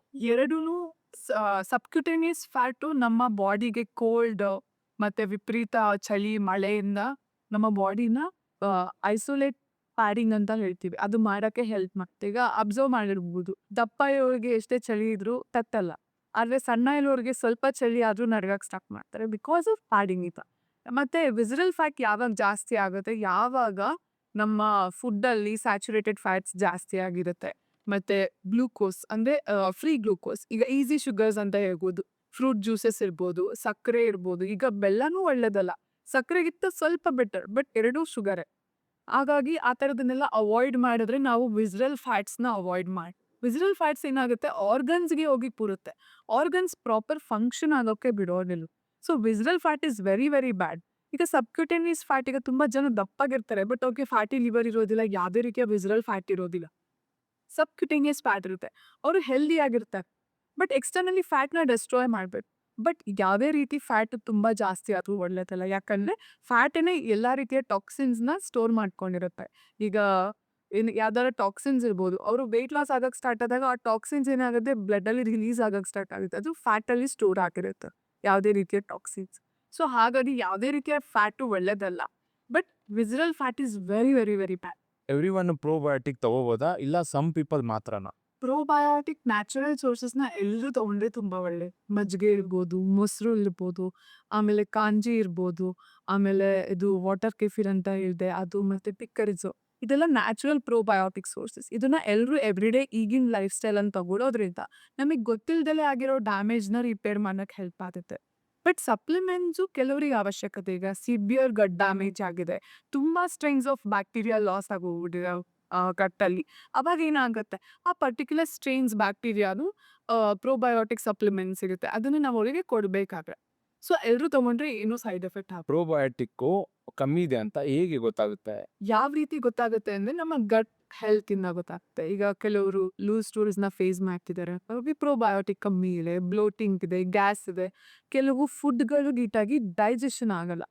ಹೇಳ್ತಾರೆ, ನಾನು ಜಾಸ್ತಿ ಫೈಬರ್ ತೊಗೊಂಡ್ರೆ ನನ್ನ ಗಟ್ಟಿಗೆ ಡೈಜೆಷನ್ ಆಗ್ತಾ ಇಲ್ಲ, ನನಗೆ ಬ್ಲೋಟಿಂಗ್ ಆಗ್ತಿದೆ, ಗ್ಯಾಸ್ ಆಗ್ತದೆ. ಯಾಕೆ ಆಗ್ತಾ ಇದೆ ಅಂದರೆ ಅವ್ರ ಗಟ್ಟಲ್ಲಿ ಆ ಪರ್ಟಿಕ್ಯುಲರ್ ಬ್ಯಾಕ್ಟೀರಿಯಾ ಇರಲ್ಲ. ಈಗ ನಮ್ಮ ಗಟ್ಟಲ್ಲಿ 38 ಟ್ರಿಲಿಯನ್ಸ್ ಆಫ್ ಮೈಕ್ರೋಬ್ಸ್ ಇದೆ ಅಂತ ಹೇಳ್ದೆ. ಆ 38 ಟ್ರಿಲಿಯನ್ಸಲ್ಲಿ 6000 ಡಿಫ್ರೆಂಟ್ ಸ್ಪೀಶೀಸ್ ಇದೆ. ಆ one species one food group ಮೇಲೆ ಡಿಪೆಂಡ್ ಆಗಿದೆ. ಈಗ ಫಾರ್ ಎಕ್ಸಾಂಪಲ್ ಒಂದು ಬ್ಯಾಕ್ಟೀರಿಯಾ ಕ್ಯಾರೆಟ್ ಮೇಲೆ ಡಿಪೆಂಡ್ ಆಗಿಲ್ಲ, ಇನ್ನೊಂದು ಬ್ಯಾಕ್ಟೀರಿಯಾ ಬ್ರಾಕೊಲಿ ಮೇಲೆ ಡಿಪೆಂಡ್ ಆಗಿದೆ, ಇನ್ನೊಂದು ಬ್ಯಾಕ್ಟೀರಿಯಾ ಟೋಫೋ ಮೇಲೆ ಡಿಪೆಂಡ್ ಆಗಿದೆ. ನೀವು ಹೊಸ್ದಾಗಿ ಏನಾರ ಫುಡ್ನ ಇಂಟ್ರೊಡ್ಯೂಸ್ ಮಾಡಿರ್ತೀರ, after 15 days or 1 month introduce ಮಾಡಿದಾಗ ಆ ಪರ್ಟಿಕ್ಯುಲರ್ ಡೈಜೆಸ್ಟ್ ಮಾಡೋ ಬ್ಯಾಕ್ಟೀರಿಯಾ ನಿಮ್ಮ ಗಟ್ಟಲ್ಲಿ ಪ್ರೆಸೆಂಟ್ ಇರಲ್ಲ. ಸೊ ಹಾಗಾಗಿ ನಿಮ್ಮ ಗಟ್ ಅದನ್ನ ಡೈಜೆಸ್ಟ್ ಮಾಡ್ತಾ ಇಲ್ಲ. ಸೊ ಅದು ವೀಕ್ ಗಟ್. ಈಗ ತುಂಬ ಆ ಥರ ಫುಡ್ ಗ್ರೂಪ್ಸ್ನ ಡೈಜೆಸ್ಟ್ ಮಾಡ್ತಾ ಇಲ್ಲ ಅಂದರೆ ಗಟ್ಟಲ್ಲಿ ಅಷ್ಟೊಂದು ಬ್ಯಾಕ್ಟೀರಿಯಾಸು ಇಲ್ಲ ಅಂತ. ಈಗ ನೀವೆಲ್ಲ ಫುಡ್ಡನ್ನು ಪ್ರಾಪರಾಗಿ ಡೈಜೆಸ್ಟ್ ಮಾಡ್ತಾ ಇದ್ದೀರಾ ಅಂದರೆ ನಿಮ್ಮ ಗಟ್ ಹೆಲ್ತ್ ತುಂಬ ಗುಡ್ ಆಗಿದೆ. ವೆಯ್ಟ್ ಲೂಸ್ ಮಾಡಬೇಕಿದ್ರೆ ಸ್ಟಕ್ ಆಗಿದೆ ಅಂತಂದರೆ ಅದು ಗಟ್ ಇಶ್ಯೂನ ಇಲ್ಲ ಗಟ್ ರೀಸನ್ಸ್? ನಿಮಗೆ ಗೊತ್ತಾ, ಜಸ್ಟ್ ಬೈ ಫೀಕಲ್ ಎಕ್ಸಾಮಿನೇಷನ್ ಮಾಡೋದ್ರಿಂದ ಆ ಪರ್ಸನ್ನ ನೋಡ್ದಲೆ ಆ ಪರ್ಸನ್ ಒಬೇಸ್ ಇದ್ದಾರೆ ಅಥವಾ ಲೀನ್ ಇದ್ದಾರೆ ಅಂತ ಹೇಳ್ಬೋದು. ಹೇಗೆ ಅಂದರೆ number of short chain fatty acids ಅದರಲ್ಲಿ ಎಷ್ಟಿದೆ, ಪೋಸ್ಟ್ ಬಯೋಟಿಕ್ಸ್ ಅಂತ ಕೇಳುತ್ತಲ್ಲ, ಆ ಶಾರ್ಟ್ ಚೈನ್ ಫ್ಯಾಟಿ ಆಸಿಡ್ಸ್ ಎಷ್ಟಿದೆ ಅಂತ ನೋಡ್ಕೊಂಡು ಅವ್ರು ಒಬೇಸ್ ಇದ್ದಾರಾ ಲೀನ್ ಇದ್ದಾರಾ ಅಂತ ನೋಡ್ಲು. ಯಾಕಂದರೆ ಈ ಶಾರ್ಟ್ ಚೈನ್ ಫ್ಯಾಟಿ ಆಸಿಡ್ಸು ಈಗ ಒಜಂಪಿಕ್ ಅಂತ ಡ್ರಗ್ ತಗೋತಾರೆ ಹೌದು. ವೆಯ್ಟ್ ಲಾಸ್ ಆಗೋಕ್ಕೆ. ಆ ಒಜಂಪಿಕ್ನ ಸಿಮಿಲರ್ ಪಾತ್ವೇನಲ್ಲಿ ವೆಯ್ಟ್ ಲಾಸಿಗೆ ಹೆಲ್ಪ್ ಮಾಡುತ್ತೆ, ಅದಕ್ಕೆ GLP-1 ಪಾತ್ವೇ ಅಂತ ಕರಿತೀವಿ. ಸೊ ಈ ಒಜಂಪಿಕ್ ಥರನೇ ಈ ಶಾರ್ಟ್ ಚೈನ್ ಫ್ಯಾಟಿ ಆಸಿಡ್ಸು ನಮ್ಮ ಬಾಡಿ ವೆಯ್ಟ್ ಲಾಸ್ ಮಾಡೋಕ್ಕೆ ಹೆಲ್ಪ್ ಮಾಡುತ್ತೆ. ತುಂಬ ಜನ ಏನಾಗುತ್ತೆ, ನಾನು ನಾರ್ಮಲ್ ಆಗಿ calorie deficit, calorie intake, calorie output ಥರ ಕ್ಯಾಲ್ಕುಲೇಟ್ ಮಾಡಿದ್ರೆ ವೆಯ್ಟ್ ಲಾಸ್ ಆಗಲ್ಲ. ಹೇಳ್ತಾರೆ ನಮ್ಗೆ ವೆಯ್ಟ್ ಲಾಸ್ ಮಾಡೋದು ತುಂಬ ಕಷ್ಟ ಮೇಡಮ್. ತುಂಬ ಜನ ನ್ಯೂಟ್ರಿಷನ್ ಡಯಟಿಷಿಯನ್ಸ್ ಹತ್ರ ಹೋದೆ ವರ್ಕ್ ಆಗ್ತಿಲ್ಲ. ಯಾಕೆ ಅಂದರೆ ಅವ್ರದ್ದು ರೂಟು ನಾವು ಈ ಥರ ಗಟ್ ಹೀಲ್ ಮಾಡ್ಕೊಳ್ಬೋಬೇಕು. Number of short chain fatty acids ನಾನು ಇನ್ಕ್ರೀಸ್ ಮಾಡ್ತಿದ್ರೆ ಅವ್ರ ಬಾಡಿಲಿ ಮೆಟಬಾಲಿಸಮ್ ನಾರ್ಮಲ್ ಆಗೇ ಜಾಸ್ತಿ ಆಗುತ್ತೆ, ಬೇಸಲ್ ಮೆಟಬಾಲಿಕ್ ರೇಟೇ ಜಾಸ್ತಿ ಆಗುತ್ತೆ. ಈಗ ನಾವು ನಾರ್ಮಲ್ ಆಗಿ ಕೇಳಿರ್ಬೋದು, ಸಣ್ಣಕ್ಕಿರ್ತಾರೆ ಬಟ್ ತುಂಬ ತಿಂತಾರೆ, ದಪ್ಪಕ್ಕಿದ್ದಾರೆ ಇಷ್ಟೆಷ್ಟಿಬ್ರು ದಪ್ಪ ಆಗ್ತಾರೆ ಅಂತ. By because basal metabolic rate ಒಬ್ಬರ ಜಾಸ್ತಿ ಇರುತ್ತೆ, ಒಬ್ಬರಲ್ಲಿ ಕಮ್ಮಿ ಇರುತ್ತೆ. ಅದನ್ನ ಅಲ್ಟಿಮೇಟ್ ಆಗಿ ನಾವು ಜಾಸ್ತಿ ಮಾಡ್ಕೊಳ್ಳೋದೇ ಅಲ್ಟಿಮೇಟ್ ಗೋಲ್ ಆಗುತ್ತೆ. ಫೀಕಲ್ ಎಕ್ಸಾಮಿನೇಷನ್ ಅಂತಂದ್ರಿ, ಹೇಗೆ ಕಂಡುಹಿಡಿಯೋದು ಅದು? ಅದರಲ್ಲಿ ಏನು ಮಾಡ್ತಾರೆ, ಅದು ಒಂದು ಲ್ಯಾಬ್ ಟೆಸ್ಟ್. ಅದರಲ್ಲಿ ಒಂದು ಪರ್ಸನ್ ಸ್ಟೂಲ್ ತಗೊಂಡು ಆ ಸ್ಟೂಲಲ್ಲಿ ಈಗ ಪೋಸ್ಟ್ ಬಯೋಟಿಕ್ಸ್ ಅಂತ ಹೇಳಿದ್ನಲ್ಲ, ಅದು ನಮ್ಮ ಸ್ಟೂಲಲ್ಲೂ ಸಹ ಪ್ರೆಸೆಂಟ್ ಇರುತ್ತೆ. ಆ ಸ್ಟೂಲಿಂದ ನೋಡ್ತಾರೆ ಎಷ್ಟಿದೆ short chain fatty acids number quantity ಎಷ್ಟಿದೆ ಅಂತ ನೋಡಿ. ಕಮ್ಮಿ ಇದ್ರೆ ಗೊತ್ತಾಗುತ್ತೆ. ಈಗ ಅದಕ್ಕೊಂದು ರೇಂಜ್ ಇರುತ್ತೆ, ಅದು ಯೂಶಲಿ ಇಂಡಿಯಾದಲ್ಲಿ ಅದು ಅವೈಲೇಬಲ್ ಇಲ್ಲ, ಫಾರಿನಲ್ಲಿ ಅದ್ರ ಬಗ್ಗೆ ರಿಸರ್ಚ್ ಜಾಸ್ತಿ ಮಾಡ್ತಿರೋದ್ರಿಂದ. ಸೊ ಅದು ನಂಬರ್ ಎಷ್ಟಿದೆ ನೋಡಿಕೊಂಡು ಆ ಪರ್ಸನ್ ಕಮ್ಮಿ ಇದ್ರೆ ಅವ್ರದ್ದು ಮೆಟಬಾಲಿಸಮೇ ಕಮ್ಮಿ ಇದೆ ಅಂತ ಬೇಸ್ ಅಂತ ಹೇಳ್ತಾರೆ. ಜಾಸ್ತಿ ಇದ್ರೆ ಅವ್ರದ್ದು ಮೆಟಬಾಲಿಸಮ್ ಚೆನ್ನಾಗಿದೆ, ಅವ್ರ ಹೆಲ್ತ್ನು ಸಹ ಅದರಿಂದ ಡಿಟೆಕ್ಟ್ ಮಾಡಿ. ಬೆಲ್ಲಿ ಫ್ಯಾಟ್ಗೂ ಮತ್ತು ಗಟ್ ಇನ್ಫ್ಲಮೇಷನ್ಗೂ ಲಿಂಕ್ ಇದೆಯಾ? ಡೈರೆಕ್ಟ್ ಲಿಂಕ್ ಅನ್ನೋದಕ್ಕಿಂತ ಇಂಡೈರೆಕ್ಟ್ ಲಿಂಕ್ ಅಂತ ಹೇಳ್ಕೊ. ಈಗ ಏನಾಗುತ್ತೆ, ಬೆಲ್ಲಿ ಫ್ಯಾಟ್ ಜಾಸ್ತಿ ಆದಾಗ ನಮ್ಮ ಆರ್ಗನ್ಸ್ ದಪ್ಪ ಆಗಿಲ್ಲ, ಅದಷ್ಟೇ ಇರುತ್ತೆ. ಫ್ಯಾಟ್ ಅಕ್ಯುಮುಲೇಷನ್ ಜಾಸ್ತಿ ಆದಾಗ ಏನಾಗುತ್ತೆ, ಮೇಯ್ನ್ ಆಗಿ ನಮ್ಮ ಆರ್ಗನ್ಸ್ಗೆ ಸ್ವಲ್ಪ ಪ್ರೆಷರ್ ಬೀಳುತ್ತೆ. ಇನ್ನೊಂದೇನು ಅಂದರೆ, ಯಾರಿಗೆ ಬೆಲ್ಲಿ ಫ್ಯಾಟ್ ಜಾಸ್ತಿ ಆಯಿತು, ರೂಟ್ ಕಾಸ್ ಏನು? ಒಂದು ಕಾರ್ಟಿಸೋಲಿಂದ ಜಾಸ್ತಿ ಆಗ್ತಿದೆಯಾ, ಅಥವಾ ಓವರ್ ಈಟಿಂಗಿಂದ ಆಗ್ತಿದೆಯಾ, ಅಥವಾ ಮೆಟಬಾಲಿಸಮ್ ಸರಿ ಇಲ್ವಾ? ಸೊ ರೂಟ್ ಕಾಸಿಂದ ಇದೆರಡಕ್ಕೂ ಕಾರಣ ಒಂದೇ ಆಗಿರ್ಬೋದು. ಇಲ್ಲ ಅಂದರೆ ಅದರಿಂದ ಡೈರೆಕ್ಟ್ ಎಫೆಕ್ಟ್ ಅಂತೂ ಏನೂ ಇಲ್ಲ, ಬಟ್ ಇಂಡೈರೆಕ್ಟ್ ಎಫೆಕ್ಟ್ ತುಂಬಾ ಇದೆ. ಈಗ ದಪ್ಪಗಿರೋರಿಗೆ ಬೆಲ್ಲಿ ಫ್ಯಾಟ್ ಇರೋದು ಮೆಟಬಾಲಿಸಮ್ ಕೆಲವರು ಚೆನ್ನಾಗಿರೋ, ಕೆಲವ್ರದ್ದು ರೂಟ್ ಕಾಸ್ ಇಂಪಾರ್ಟೆಂಟ್. ಕೆಲವ್ರದ್ದು ಏನಾಗಿದೆ, ಕಾರ್ಟಿಸೋಲ್ ಇಂಡ್ಯೂಸ್ಡ್ ಬೆಲ್ಲಿ ಫ್ಯಾಟ್ ಇರ್ಬೋದು, ಹಾರ್ಮೋನಲ್ ಇಂಡ್ಯೂಸ್ಡ್ ಬೆಲ್ಲಿ ಫ್ಯಾಟ್ ಇರ್ಬೋದು. ಯಾಕೆ ಆಗ್ತಿದೆ, ಅದರಿಂದ ಎರಡೂ ಡ್ಯಾಮೇಜ್ ಆಗೋ ಸಾಧ್ಯತೆ ಇದೆ. ಸೊ ಹಾಗಾಗಿ ಇಂಡೈರೆಕ್ಟ್ ಕನೆಕ್ಷನ್ ಇದೆ ಎರಡು. ಪೂರ್ ಡೈಜೆಷನ್ಗೆ ವೆಯ್ಟ್ ಗೇನ್ ಆಗಲಿಕ್ಕೆ ಸಂಬಂಧ ಐತಾ? ಹಾಂ, ಇದೆ. ಪೂರ್ ಡೈಜೆಷನಿಂದ ಏನಾಗುತ್ತೆ, ನ್ಯೂಟ್ರಿಯೆಂಟ್ ಅಬ್ಸಾರ್ಪ್ಷನ್ ನೀಟಾಗಿ ಆಗಲ್ಲ. ಹಾಗಾಗಿ ಏನಾಗುತ್ತೆ, ನಮ್ಮ ಬಾಡಿಲಿ ಪ್ರಾಪರ್ ನ್ಯೂಟ್ರಿಯೆಂಟ್ಸೇ ಇರೋಲ್ಲ. ಆಫ್‌ಕೋರ್ಸ್ ಅವ್ರು ವೆಯ್ಟ್ ಲಾಸ್ ಆಗ್ತಾ ಹೋಗ್ತಾರೆ. ಈಗ ನಾನು ಹೇಳ್ದೆ IBS ಕಂಡೀಷನಲ್ಲಿ ನಮ್ಮ ಬಾಡಿಲಿ ಅಬ್ಸಾರ್ಪ್ಷನ್ ಕೆಪಾಸಿಟಿ ಇರಲ್ಲ ನ್ಯೂಟ್ರಿಷನ್. 10-15 ಕೆಜಿಸ್ ಡೌನ್ ಆಗಿರೋದನ್ನ ನೋಡಿದ್ದೀವಿ within a span of 2-3 months. ಅದು ತುಂಬ ಡ್ರಾಸ್ಟಿಕ್ ಡೌನ್ ಆಗತ್ತೆ. ಸೊ ಈವನ್ ಕ್ಯಾನ್ಸರಲ್ಲೂ ಸಹ ಡ್ರಾಸ್ಟಿಕ್ ವೆಯ್ಟ್ ಲಾಸ್ ಆಗುತ್ತೆ. ಯಾಕೆಂದ್ರೆ ನಮ್ಮ ಮೆಟಬಾಲಿಸಮ್ ಎಲ್ಲ ಕಮ್ಮಿ ಆಗಿರುತ್ತೆ. ಗಟ್ ಹೆಲ್ತ್ ಪುವರ್ ಆಗಿರುತ್ತೆ. ಈವನ್ ನಾನು ಹೇಳಿದೆ, ಶಾರ್ಟ್ ಚೈನ್ ಫ್ಯಾಟಿ ಆಸಿಡ್ಸ್ ನಾವು ಇಂಪ್ರೂವ್ ಮಾಡ್ಕೊಳ್ಳೋದ್ರಿಂದ ನಮ್ಮ ಕ್ಯಾನ್ಸರ್ ಸೆಲ್ಸನ್ನು ಸಹ ಡಿಸ್ಟ್ರಾಯ್ ಮಾಡೋ ಕೆಪಾಸಿಟಿ ಇರುತ್ತೆ. ಸೊ ಗಟ್ ಹೆಲ್ತ್ ಎಲ್ಲದಕ್ಕೂ ರಿಲೇಟೆಡ್. ಗಟ್ ಹೆಲ್ತ್ನ ನೀವು ಪ್ರಾಪರಾಗಿ ಇಟ್ಕೊಂಡ್ರೆ ಪ್ರಾಪರ್ ನ್ಯೂಟ್ರಿಷನ್ ಅಬ್ಸರ್ವ್ ಆಗುತ್ತೆ. ಪ್ರಾಪರ್ ನ್ಯೂಟ್ರಿಯೆಂಟ್ಸಿಂದ ನಮ್ಮ ಬಾಡಿ ಪ್ರಾಪರಾಗಿ ಫಂಕ್ಷನ್ ಮಾಡುತ್ತೆ. ನಮ್ಮ ಬಾಡಿನೇ ಆಟೋಫೇಜಿ ಅನ್ನೋ ಒಂದು ಮೆಕ್ಯಾನಿಸಮ್ ಇದೆ. ಯಾವುದೇ ರೀತಿಯ ಫಾರಿನ್ ಪಾರ್ಟಿಕಲ್ಸ್ ಇರ್ಬೋದು, ಎಕ್ಸ್ಟ್ರಾ ಟಾಕ್ಸಿನ್ ಮೆಟೀರಿಯಲ್ಸ್ ಇರ್ಬೋದು, ಅದನ್ನೆಲ್ಲ ನಮ್ಮ ಬಾಡಿನೇ ಅದನ್ನೆಲ್ಲ ಕಿಲ್ ಮಾಡತ್ತೆ. ಆ ಮೆಕ್ಯಾನಿಸಮ್ನ ನಾವು ಯೂಸ್ ಮಾಡಬೇಕಂದ್ರೆ ನಮ್ಮ ಹೆಲ್ತನ್ನು ನಾವು ಫುಡ್ಡನ್ನ ಪ್ರಾಪರಾಗಿ ತಗೊಳ್ಳೋದು important. Intermittent fasting like good or bad? ಯಾವ ರೀತಿ ಮಾಡಬೇಕು? ಯಾವ ಥರ ಮಾಡಬೇಕು? Intermittent fasting good or bad ಅನ್ನೋದಕ್ಕೆ ಆ ಪರ್ಸನ್ ಲೈಫ್ ಸ್ಟೈಲ್ ಹೆಂಗಿದೆ, ಅವ್ರ ರೂಟೀನ್ ಹೇಗಿದೆ, ಅವ್ರ ಏಜ್ ಏನು, ಎಲ್ಲಾನು ನಾವು ಅಕೌಂಟನ್ನು ತಗೋಬೇಕು. ಬಟ್ ಮೋಸ್ಟ್ ಆಫ್ ದ ಜನಗಳು ಇಂಟರ್ಮಿಟೆಂಟ್ ಫಾಸ್ಟಿಂಗ್ ಮಾಡ್ತಿರೋ ರೀತಿನೇ ತಪ್ಪಿದೆ. ಅದರಲ್ಲಿ 2-3 ವೇರಿಯೇಷನ್ ಇದೆ. ಒಂದು 60:8 ಇದೆ, 14:10 ಇದೆ. ಆ ವೇರಿಯೇಷನಲ್ಲಿ ಏನಂದರೆ, ಒಂದು ಫಾಸ್ಟಿಂಗ್ ವಿಂಡೋ ಇರುತ್ತೆ, ಒಂದು ಈಟಿಂಗ್ ವಿಂಡೋ ಇರುತ್ತೆ. ಈಗ ಫಾರ್ ಎಕ್ಸಾಂಪಲ್ 16:8 ಅಂತ ಅನ್ಕೊಳ್ಳಿ. ಅದರಲ್ಲಿ ಏನೋ 16 ಅವರ್ಸ್ ನೀವು ಫಾಸ್ಟಿಂಗ್ ಮಾಡಬೇಕು, 8 ಅವರ್ಸ್ ನೀವು ಫುಡ್ನ ತಿನ್ಬೇಕು. ಹಾಗಂತ ನೀವು ಬೆಳಗ್ಗೆ 12 ಬ್ರೇಕ್‌ಫಾಸ್ಟ್ ಮಾಡಿದ್ರೆ ಒಳ್ಳೆಯದಾ? ಅದು ತಪ್ಪು. ಯಾಕಂದರೆ ನಮ್ಮ ಬಾಡಿ ಸರ್ಕೇಡಿಯನ್ ರಿದಮ್ ಪ್ರಕಾರ ನಮ್ಮ ಹಾರ್ಮೋನ್ಸ್ ಆಕ್ಟಿವೇಟ್ ಆಗೋದೇ ಮಾರ್ನಿಂಗಿಂದ.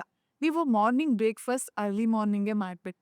ಲಂಚು ಮಾಡಿ, ಡಿನ್ನರು ಅರ್ಲಿ ಡಿನ್ನರ್ ಮಾಡ್ತೀವಿ. ಯಾಕಂದರೆ ಆ್ಯಸ್ ಡೇ ಗೋಸ್ ಅಲ್ಲ, ನಮ್ಮ ಇನ್ಸುಲಿನ್ ಲೆವೆಲ್ ಕಮ್ಮಿ ಆಗ್ತಾ ಬರುತ್ತೆ. ಅವಾಗೇನಾಗುತ್ತೆ, ಗ್ಲೂಕೋಸ್ ಸ್ಪೈಕ್ ಆಗುತ್ತೆ. ಮತ್ತು ನಾರ್ಮಲಾಗಿ ಮೆಟಬಾಲಿಸಮ್ ಆಗಲ್ಲ. ಗಟ್ ಮೊಟಿಲಿಟಿನೂ ಸಹ ಕಮ್ಮಿ ಆಗ್ತಾ ಬರುತ್ತೆ. ಮತ್ತು ಸ್ಮೂತ್ ಬವೆಲ್ ಮೂವ್‌ಮೆಂಟ್ ಸಹ ಇಂಪೇರ್ ಆಗುತ್ತೆ. ಯಾರ್ಯಾರಿಗೆ ಒಳ್ಳೇದಾದರೆ, ಈಗ PCOD ಇರೋರಿಗೆ ಮತ್ತು ಡಯಾಬಿಟಿಸಲ್ಲಿ ಇನ್ಸುಲಿನ್ ತಗೋತಾ ಇಲ್ಲ ಅಂದರೆ, ಟ್ಯಾಬ್ಲೆಟ್ಸ್ ರಾತ್ರಿ ತಗೋತಾ ಇಲ್ಲ ಅಂದರೆ ಅವರು ಮಾಡ್ಬೋದು. ವೆಯ್ಟ್ ಲಾಸಿಗಿರೋರು ಮಾಡ್ಬೋದು. ನಾರ್ಮಲ್ ಪರ್ಸನ್ನು ಸಹ ಅರ್ಲಿ ಡಿನ್ನರ್ ಮಾಡೋದು ತುಂಬಾ ಒಳ್ಳೆಯದು. ಆದರೆ ನಿಮ್ಗೇನಾರ ಡಯಾಬಿಟಿಸ್ ಇದೆ, ಇನ್ಸುಲಿನ್ ತಗೋತಾ ಇದ್ದೀರಾ, ಇಂಟರ್ಮಿಟೆಂಟ್ ಫಾಸ್ಟಿಂಗ್ ಮಾಡಿದ್ರೆ ನೀವು ವರ್ಕ್ ಆಗಲ್ಲ. ಹೈಪೋಗ್ಲೈಸೆಮಿಕ್ ಕಂಡೀಷನ್ ಆಗ್ಬೋದು. ಕೆಲವು ಟ್ಯಾಬ್ಲೆಟಿಂದನೂ ಹೈಪೋಗ್ಲೈಸೆಮಿಕ್ ಫಾಸ್ಟಿಂಗಿಂದು ಜಾಸ್ತಿ ಆದರೆ ಹೈಪೋಗ್ಲೈಸಿಮಿಯಾ ಆಗ್ಬೋದು. ಸೊ ಈ ಥರ ಕಂಡೀಷನ್ಸ್‌ನ ನಾವು ಅಕೌಂಟಿಗೆ ತಗೊಂಡು ಅವ್ರಿಗೆ ಕೊಡಬೇಕಾ ಕೊಡಬಾರ್ದಾ ಅಂತ ನಾವು ಕನ್ಸಿಡರ್ ಮಾಡ್ತೇವೆ. ಪೇರೆಂಟ್ಸು ಗಟ್ಟಿ ಹೆಲ್ತ್ ಮೇಲೆ ಪ್ರೊಟೆಕ್ಟ್ ಮಾಡಬೇಕು ಅಂದರೆ ಏನು ಮಾಡಬೇಕು? ಏನು ಫಾಲೋ ಮಾಡಬೇಕು? ಫಸ್ಟು ಮಕ್ಕಳಲ್ಲಿ ಯಾವ ಥರ ಇರುತ್ತೆ ಗಟ್ ಹೆಲ್ತ್ ಅನ್ನೋದನ್ನು ನಾವು ತಿಳ್ಕೊಬೇಕು. ಅಪ್ ಟು 3 ಇಯರ್ಸ್‌ವರೆಗೂ ಮಕ್ಕಳಲ್ಲಿ ಗಟ್ ಮೈಕ್ರೋಬಯೋಮ್ ಎಸ್ಟಾಬ್ಲಿಷ್ ಆಗೋಕ್ಕೆ ಟೈಮ್ ಬೇಕು. 5-7 ಇಯರ್ಸ್‌ವರೆಗೂ ಅದು ಪ್ರಾಪರಾಗಿ ಫಂಕ್ಷನ್ ಆಗೋಕ್ಕೆ ಟೈಮ್ ಬೇಕು. ಸೊ ಆ ಪೀರಿಯಡ್ಸಲ್ಲಿ ನಾವು ನಾರ್ಮಲ್ ಫುಡ್ ಅಲರ್ಜನ್ಸ್ ಅಂತ ಕರಿತೀವಿ, ಮತ್ತು GMO ಫುಡ್, ಈಗ ಜೆನೆಟಿಕಲಿ ಮಾಡಿಫೈಡ್ ಮಾಡಿರೋದು, ಅಂಥವನ್ನು ಅವಾಯ್ಡ್ ಮಾಡಿಸಿದ್ರೆ ತುಂಬ ಒಳ್ಳೆಯದು. ಅದು ಫಸ್ಟ್ ಥಿಂಗ್. ಸೆಕೆಂಡ್ ಅಂದರೆ ಈ ಡೈವರ್ಸಿಟಿನ ಇನ್ಕ್ರೀಸ್ ಮಾಡಬೇಕು. ತರಕಾರಿ, ಸೊಪ್ಪುಗಳು, ಹಣ್ಣುಗಳು, ಕಾಳು ಬೇಳೆ, ಹೋಲ್ ಗ್ರೇನ್ಸು ಎಲ್ಲ ರೀತಿನೂ ಮಕ್ಕಳಿಗೆ ಅಭ್ಯಾಸ ಮಾಡಿಸ್ಬೇಕು ಸ್ಟಾರ್ಟಿಂಗಿಂದ. ಈಗೇನಾಗುತ್ತೆ, ಕೆಲವು ಮಕ್ಕಳುಗಳಿಗೆ ಅದು ಬೇಡ ಇದು ಬೇಡ ಅನ್ನೋದು. ಈಗ ಇಂಟರ್ನೆಟ್ಟಲ್ಲಿ ತುಂಬ ವೆರೈಟೀಸ್ ಆಫ್ ಫುಡ್ಸ್ ಇದೆ, ರೆಸಿಪೀಸ್ ಸಿಗುತ್ತೆ ನಮಗೆ. ಮಕ್ಕಳಿಗೆ ಇಷ್ಟ ಆಗೋ ರೀತಿ ಸ್ವಲ್ಪ ಹೈಲಿ ಪ್ಯಾಲೆಟಬಲ್ ಥರ ಅದನ್ನೇ ಮಾಡಿ ಕೊಟ್ಟರೆ ಅವರು ಎಲ್ಲ ಥರ ಫುಡ್ಗಳನ್ನೂ ತಿನ್ನೋಕ್ಕೆ ಸ್ಟಾರ್ಟ್ ಮಾಡ್ಕೋತಾರೆ. ಅದು ಸೆಕೆಂಡ್ ಥಿಂಗ್. ಮತ್ತು ಅಲ್ಟ್ರಾ ಪ್ರೊಸೆಸ್ಡ್ ಫುಡ್ಸು, ಶುಗರು, ಅದನ್ನಿಂದ ಮಕ್ಕಳುಗಳನ್ನ ದೂರ ಇಡಬೇಕು. ಇನ್ನು ಗಟ್ ಮೈಕ್ರೋಬ್ಸೇ ಅಷ್ಟು ಪ್ರಾಪರಾಗಿ ಫಂಕ್ಷನ್ ಆಗೋದು ಸ್ಟಾರ್ಟ್ ಆಗ್ದಲೇ ಇರೋದ್ರಿಂದ ನೀವು ಜಂಕ್ ಫುಡ್ ಕೊಡ್ತಾ ಇದ್ದೀರಾ, ಶುಗರಿ ಫುಡ್ ಕೊಡ್ತಾ ಇದ್ದೀರಾ ಅಂತ ಮಕ್ಕಳು ಗಟ್ ಮೇಲೆ ಅದು ಫ್ಯೂಚರಲ್ಲಿ ತುಂಬಾ ಬ್ಯಾಡ್ ಇಂಪ್ಯಾಕ್ಟ್. ಫ್ಯೂಚರಲ್ಲಿ ಅವರಿಗೆ IBS ಅಥವಾ IBD ಕಂಡೀಷನ್ ಬರ್ಬೋದು. ಯಾಕಂದರೆ ನಾವು ನಮ್ಮ ಕ್ಲೈಂಟ್ಸಲ್ಲಿ ಹಿಸ್ಟ್ರಿ ತೊಗೊಂಡಾಗ ಅವ್ರು ಹೇಳೋದು ಚಿಕ್ಕ ಹುಡುಗರಿಂದ ನನಗೆ ಕಾನ್ಸ್ಟಿಪೇಷನ್ ಇಶ್ಯೂ ಇತ್ತು, ಡಯೇರಿಯಾ ಇಶ್ಯೂ ಇತ್ತು ಅಂತ ಹೇಳ್ತಾರೆ. ಯಾಕಂದರೆ ಅದು ಸ್ಟಾರ್ಟ್ ಆಗೋದೇ ಅವಾಗಿಂದ. ಅದು ಕ್ರಾನಿಕ್ ಅಂತ ನಾವು ಅದಕ್ಕೆ ಹೇಳೋದು. ಅಕ್ಯೂಟ್ ಅಂದರೆ ನಮ್ಮ ಗಟ್ ಹೀಲ್ ಮಾಡಿಕೊಡುತ್ತೆ. ಕ್ರಾನಿಕ್ ಅಂದರೆ ಲಾಂಗ್ ಟರ್ಮಲ್ಲಿ ಅದೇ ಸೈಡ್ ಎಫೆಕ್ಟು ಅಥವಾ ಅದೇ ಡ್ಯಾಮೇಜ್ ಮಾಡ್ಕೊಂಡು ಬಂದಾಗ ಏನಾಗುತ್ತೆ, ಗಟ್ ಈಗ ರಿಪೇರ್ ಆಗದಲೇ ಇರೋ ಕಂಡೀಷನ್ಗೆ, ಈಗ ಆಟೋ ಇಮ್ಯೂನ್ ಕಂಡೀಷನ್ಗೆ ಅದು ಹೋಗ್ಬಿಡುತ್ತೆ. Water intake like warm water ಬೆಸ್ಟಾ? ಲೈಕ್ ಕೋಲ್ಡ್ ವಾಟರ್ ಬೆಸ್ಟಾ? ಯಾವ್ದು best? First of all water ಇಂಟೇಕೆ ಮಾಡ್ಬೇಕು. ಈಗ ನಾನು ಫೈಬರ್ ಜಾಸ್ತಿ ತಿನ್ನಿ ಅಂತ ಎಲ್ರಿಗೂ ಹೇಳ್ತಾ ಇದ್ದೀನಿ. ಹಂಗಂತ ಫೈಬರ್ ಜಾಸ್ತಿ ತಿಂದ್ಬಿಟ್ಟು ವಾಟರ್ ಕಮ್ಮಿ ತಿಂದ್ರೂ ಕುಡಿದ್ರೂ ಕಾನ್ಸ್ಟಿಪೇಷನ್ ಆಗುತ್ತೆ. ಸೊ ಏನು ಮಾಡಬೇಕು, ವಾಟರ್ ಇಂಟೇಕೆ ಜಾಸ್ತಿ ಮಾಡಬೇಕು. ಈಗ ವಾರ್ಮ್ ವಾಟರು ಮತ್ತು ಕೋಲ್ಡ್ ವಾಟರ್ಗೂ ಗಡ್ ಮೇಲೆ ಯಾವ ಥರ ಇಂಪ್ಯಾಕ್ಟ್ ಇರುತ್ತೆ, ಕೋಲ್ಡ್ ವಾಟರಿಂದ ಯಾವುದೇ ರೀತಿಯ ಡ್ಯಾಮೇಜ್ ಆಗೋದಿಲ್ಲ. ಬಟ್ IBS ಅಥವಾ IBD ಕಂಡೀಷನ್ ಇರೋಕ್ಕೆ ಕ್ರ್ಯಾಂಪ್ಸ್ ಮತ್ತು ಬ್ಲೂಟಿಂಗ್ ಟ್ರಿಗರ್ ಆಗ್ತವೆ. ವಾರ್ಮ್ ವಾಟರಿಂದ ಏನಾಗುತ್ತೆ, ಗಟ್ ಮೊಟಿಲಿಟಿ ಇನ್ಕ್ರೀಸ್ ಆಗುತ್ತೆ ಮತ್ತು ಗಟ್ ಮಸಲ್ಸ್ ರಿಲ್ಯಾಕ್ಸ್ ಆಗುತ್ತೆ, ಸೂದನಿಂಗ್ ಆಗುತ್ತೆ. ಸೊ ಇದಿಷ್ಟೇ ಡಿಫ್ರೆನ್ಸ್ ಇರೋದು, ಜಾಸ್ತಿ ಏನು ಒಂದು ಕೆಟ್ಟದ್ದು ಒಳ್ಳೆಯದು ಅಂತ ಇಲ್ಲ. ಐ-ಬಿ ಕಂಡೀಷನ್ ಅಲ್ಲಿ ಕೋಲ್ಡ್ ವಾಟರ್ನ ಸ್ವಲ್ಪ ಅವಾಯ್ಡ್.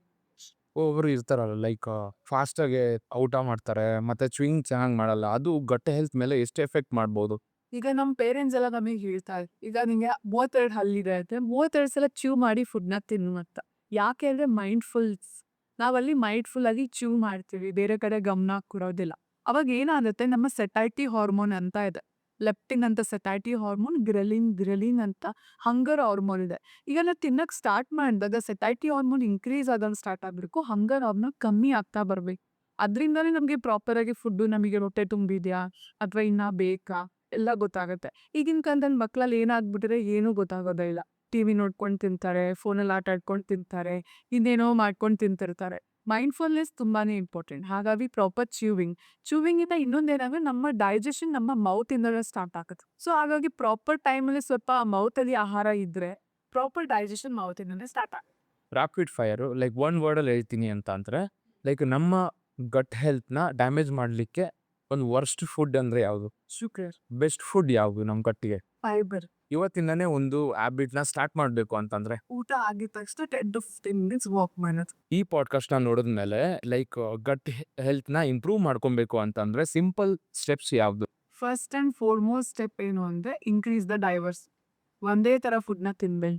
ಮಾರ್ಕೆಟಲ್ಲಿ ಯಾವುದು ಹೊಸ ಥರ ಕಾಣುತ್ತೆ, ತರಕಾರಿ, ಸೊಪ್ಪು, ಹಣ್ಣು, ಬೇಳೆಕಾಳು ಎಲ್ಲನೂ ತೊಗೊಂಬಂದು ಎಲ್ಲನೂ ವೆರೈಟಿ ಮಾಡಬೇಕು. ಐಡಿಯಲ್ ಗಟ್ ಹೆಲ್ತ್ಗೆ ವಾರದಲ್ಲಿ 30 ಡಿಫ್ರೆಂಟ್ ವೆರೈಟೀಸ್ ಆಫ್ ಫುಡ್ಸ್ನ ನಾವು ಸೇವನೆ ಮಾಡೋದು, ಅದು ಐಡಿಯಲ್. ಅದು ಫಸ್ಟ್ ಥಿಂಗ್. ಸೆಕೆಂಡ್ ಏನಂದರೆ ನಮ್ಮ ಸ್ಟ್ರೆಸ್ನ ಕಂಟ್ರೋಲಲ್ಲಿ ಇಟ್ಕೋಬೇಕು. ಬೆಳಗ್ಗೆ ಎದ್ದ ತಕ್ಷಣ ಅರ್ಲಿ ಮಾರ್ನಿಂಗ್ ಸನ್ಲೈಟ್ ಇರುತ್ತಲ್ಲ, ಅದು ಆ್ಯಂಟಿ ಇನ್ಫ್ಲಮೇಟರಿ ಪ್ರಾಪರ್ಟಿ ಇರುತ್ತೆ. ಅದು ನಮ್ಮ ಕಾರ್ಟಿಸೋಲ್ನ ಕಮ್ಮಿ ಮಾಡಿ ಮತ್ತು ಆ್ಯಂಟಿ ಇನ್ಫ್ಲಮೇಟರಿ ಪ್ರಾಪರ್ಟೀಸನ್ನು ನಮ್ಮ ಬಾಡಿಗೆ ಕಂಡಕ್ಟ್ ಮಾಡುತ್ತೆ. So every morning sunlight exposure ಮಾಡಿ, ಅದು ಸೆಕೆಂಡ್ ಪಾಯಿಂಟ್. ಥರ್ಡ್ ಪಾಯಿಂಟ್ ಏನು ಅಂದರೆ exercise. 13 minutes physical any form of exercise ಮಾಡೋದ್ರಿಂದ ನಮ್ಮ ಗಟ್ ಮೊಟಿಲಿಟಿ ಇಂಪ್ರೂವ್ ಆಗುತ್ತೆ. ಮತ್ತು ಕೆಲವು ರಿಸರ್ಚ್ ಏನಂತ ಹೇಳುತ್ತೆ ಅಂದರೆ ಜಸ್ಟ್ ಎಕ್ಸಸೈಸಸ್ ಸ್ಟ್ರೆಂತ್ ಟ್ರೈನಿಂಗ್ ಮಾಡೋದ್ರಿಂದ short chain fatty acids production ಸಹ ಜಾಸ್ತಿ ಆಗುತ್ತೆ, ಎಸ್ಪೆಷಲಿ ಬ್ಯೂಟೇಟ್. ಸೊ ಈ ಮೂರನ್ನು ಫಾಲೋ ಮಾಡಿದರೆ ಸಾಕು. ಮೇಡಮ್, ಗಟ್ ಬಗ್ಗೆ ನನಗಿದ್ದಿದ್ದು ಮಿಸ್ಕನ್ಸೆಪ್ಷನ್ ಎಲ್ಲ ಲೈಕ್ ಕ್ಲಿಯರ್ ಮಾಡಿಕೊಟ್ಟಿದ್ದೀರಾ. ಮತ್ತು ಎಷ್ಟು ಇಂಪಾರ್ಟೆಂಟು ಗಟ್ ಹೆಲ್ತ್ ಅಂದರೆ ಎಷ್ಟು ಇಂಪಾರ್ಟೆಂಟು, ಲೈಕ್ ಮೈಕ್ರೋ ಬಯೋ ಅಂದರೆ ಏನು, ತುಂಬ ಕ್ವಶನ್ಸ್ಗಳು. ಎಷ್ಟೋ ಜನಕ್ಕೆ ಗಟ್ ಹೆಲ್ತ್ ಅಂದರೆ ಇಂಪಾರ್ಟೆನ್ಸೇ ಗೊತ್ತಿರಲ್ಲ. ಲೈಕ್ ತುಂಬ ಚೆನ್ನಾಗಿ ಎಕ್ಸ್ಪ್ಲೇನ್ ಮಾಡಿರಿ. ಮತ್ತೆ ಬಂದಿದ್ದಕ್ಕೆ ತುಂಬ ಥ್ಯಾಂಕ್ ಯು. Thank you.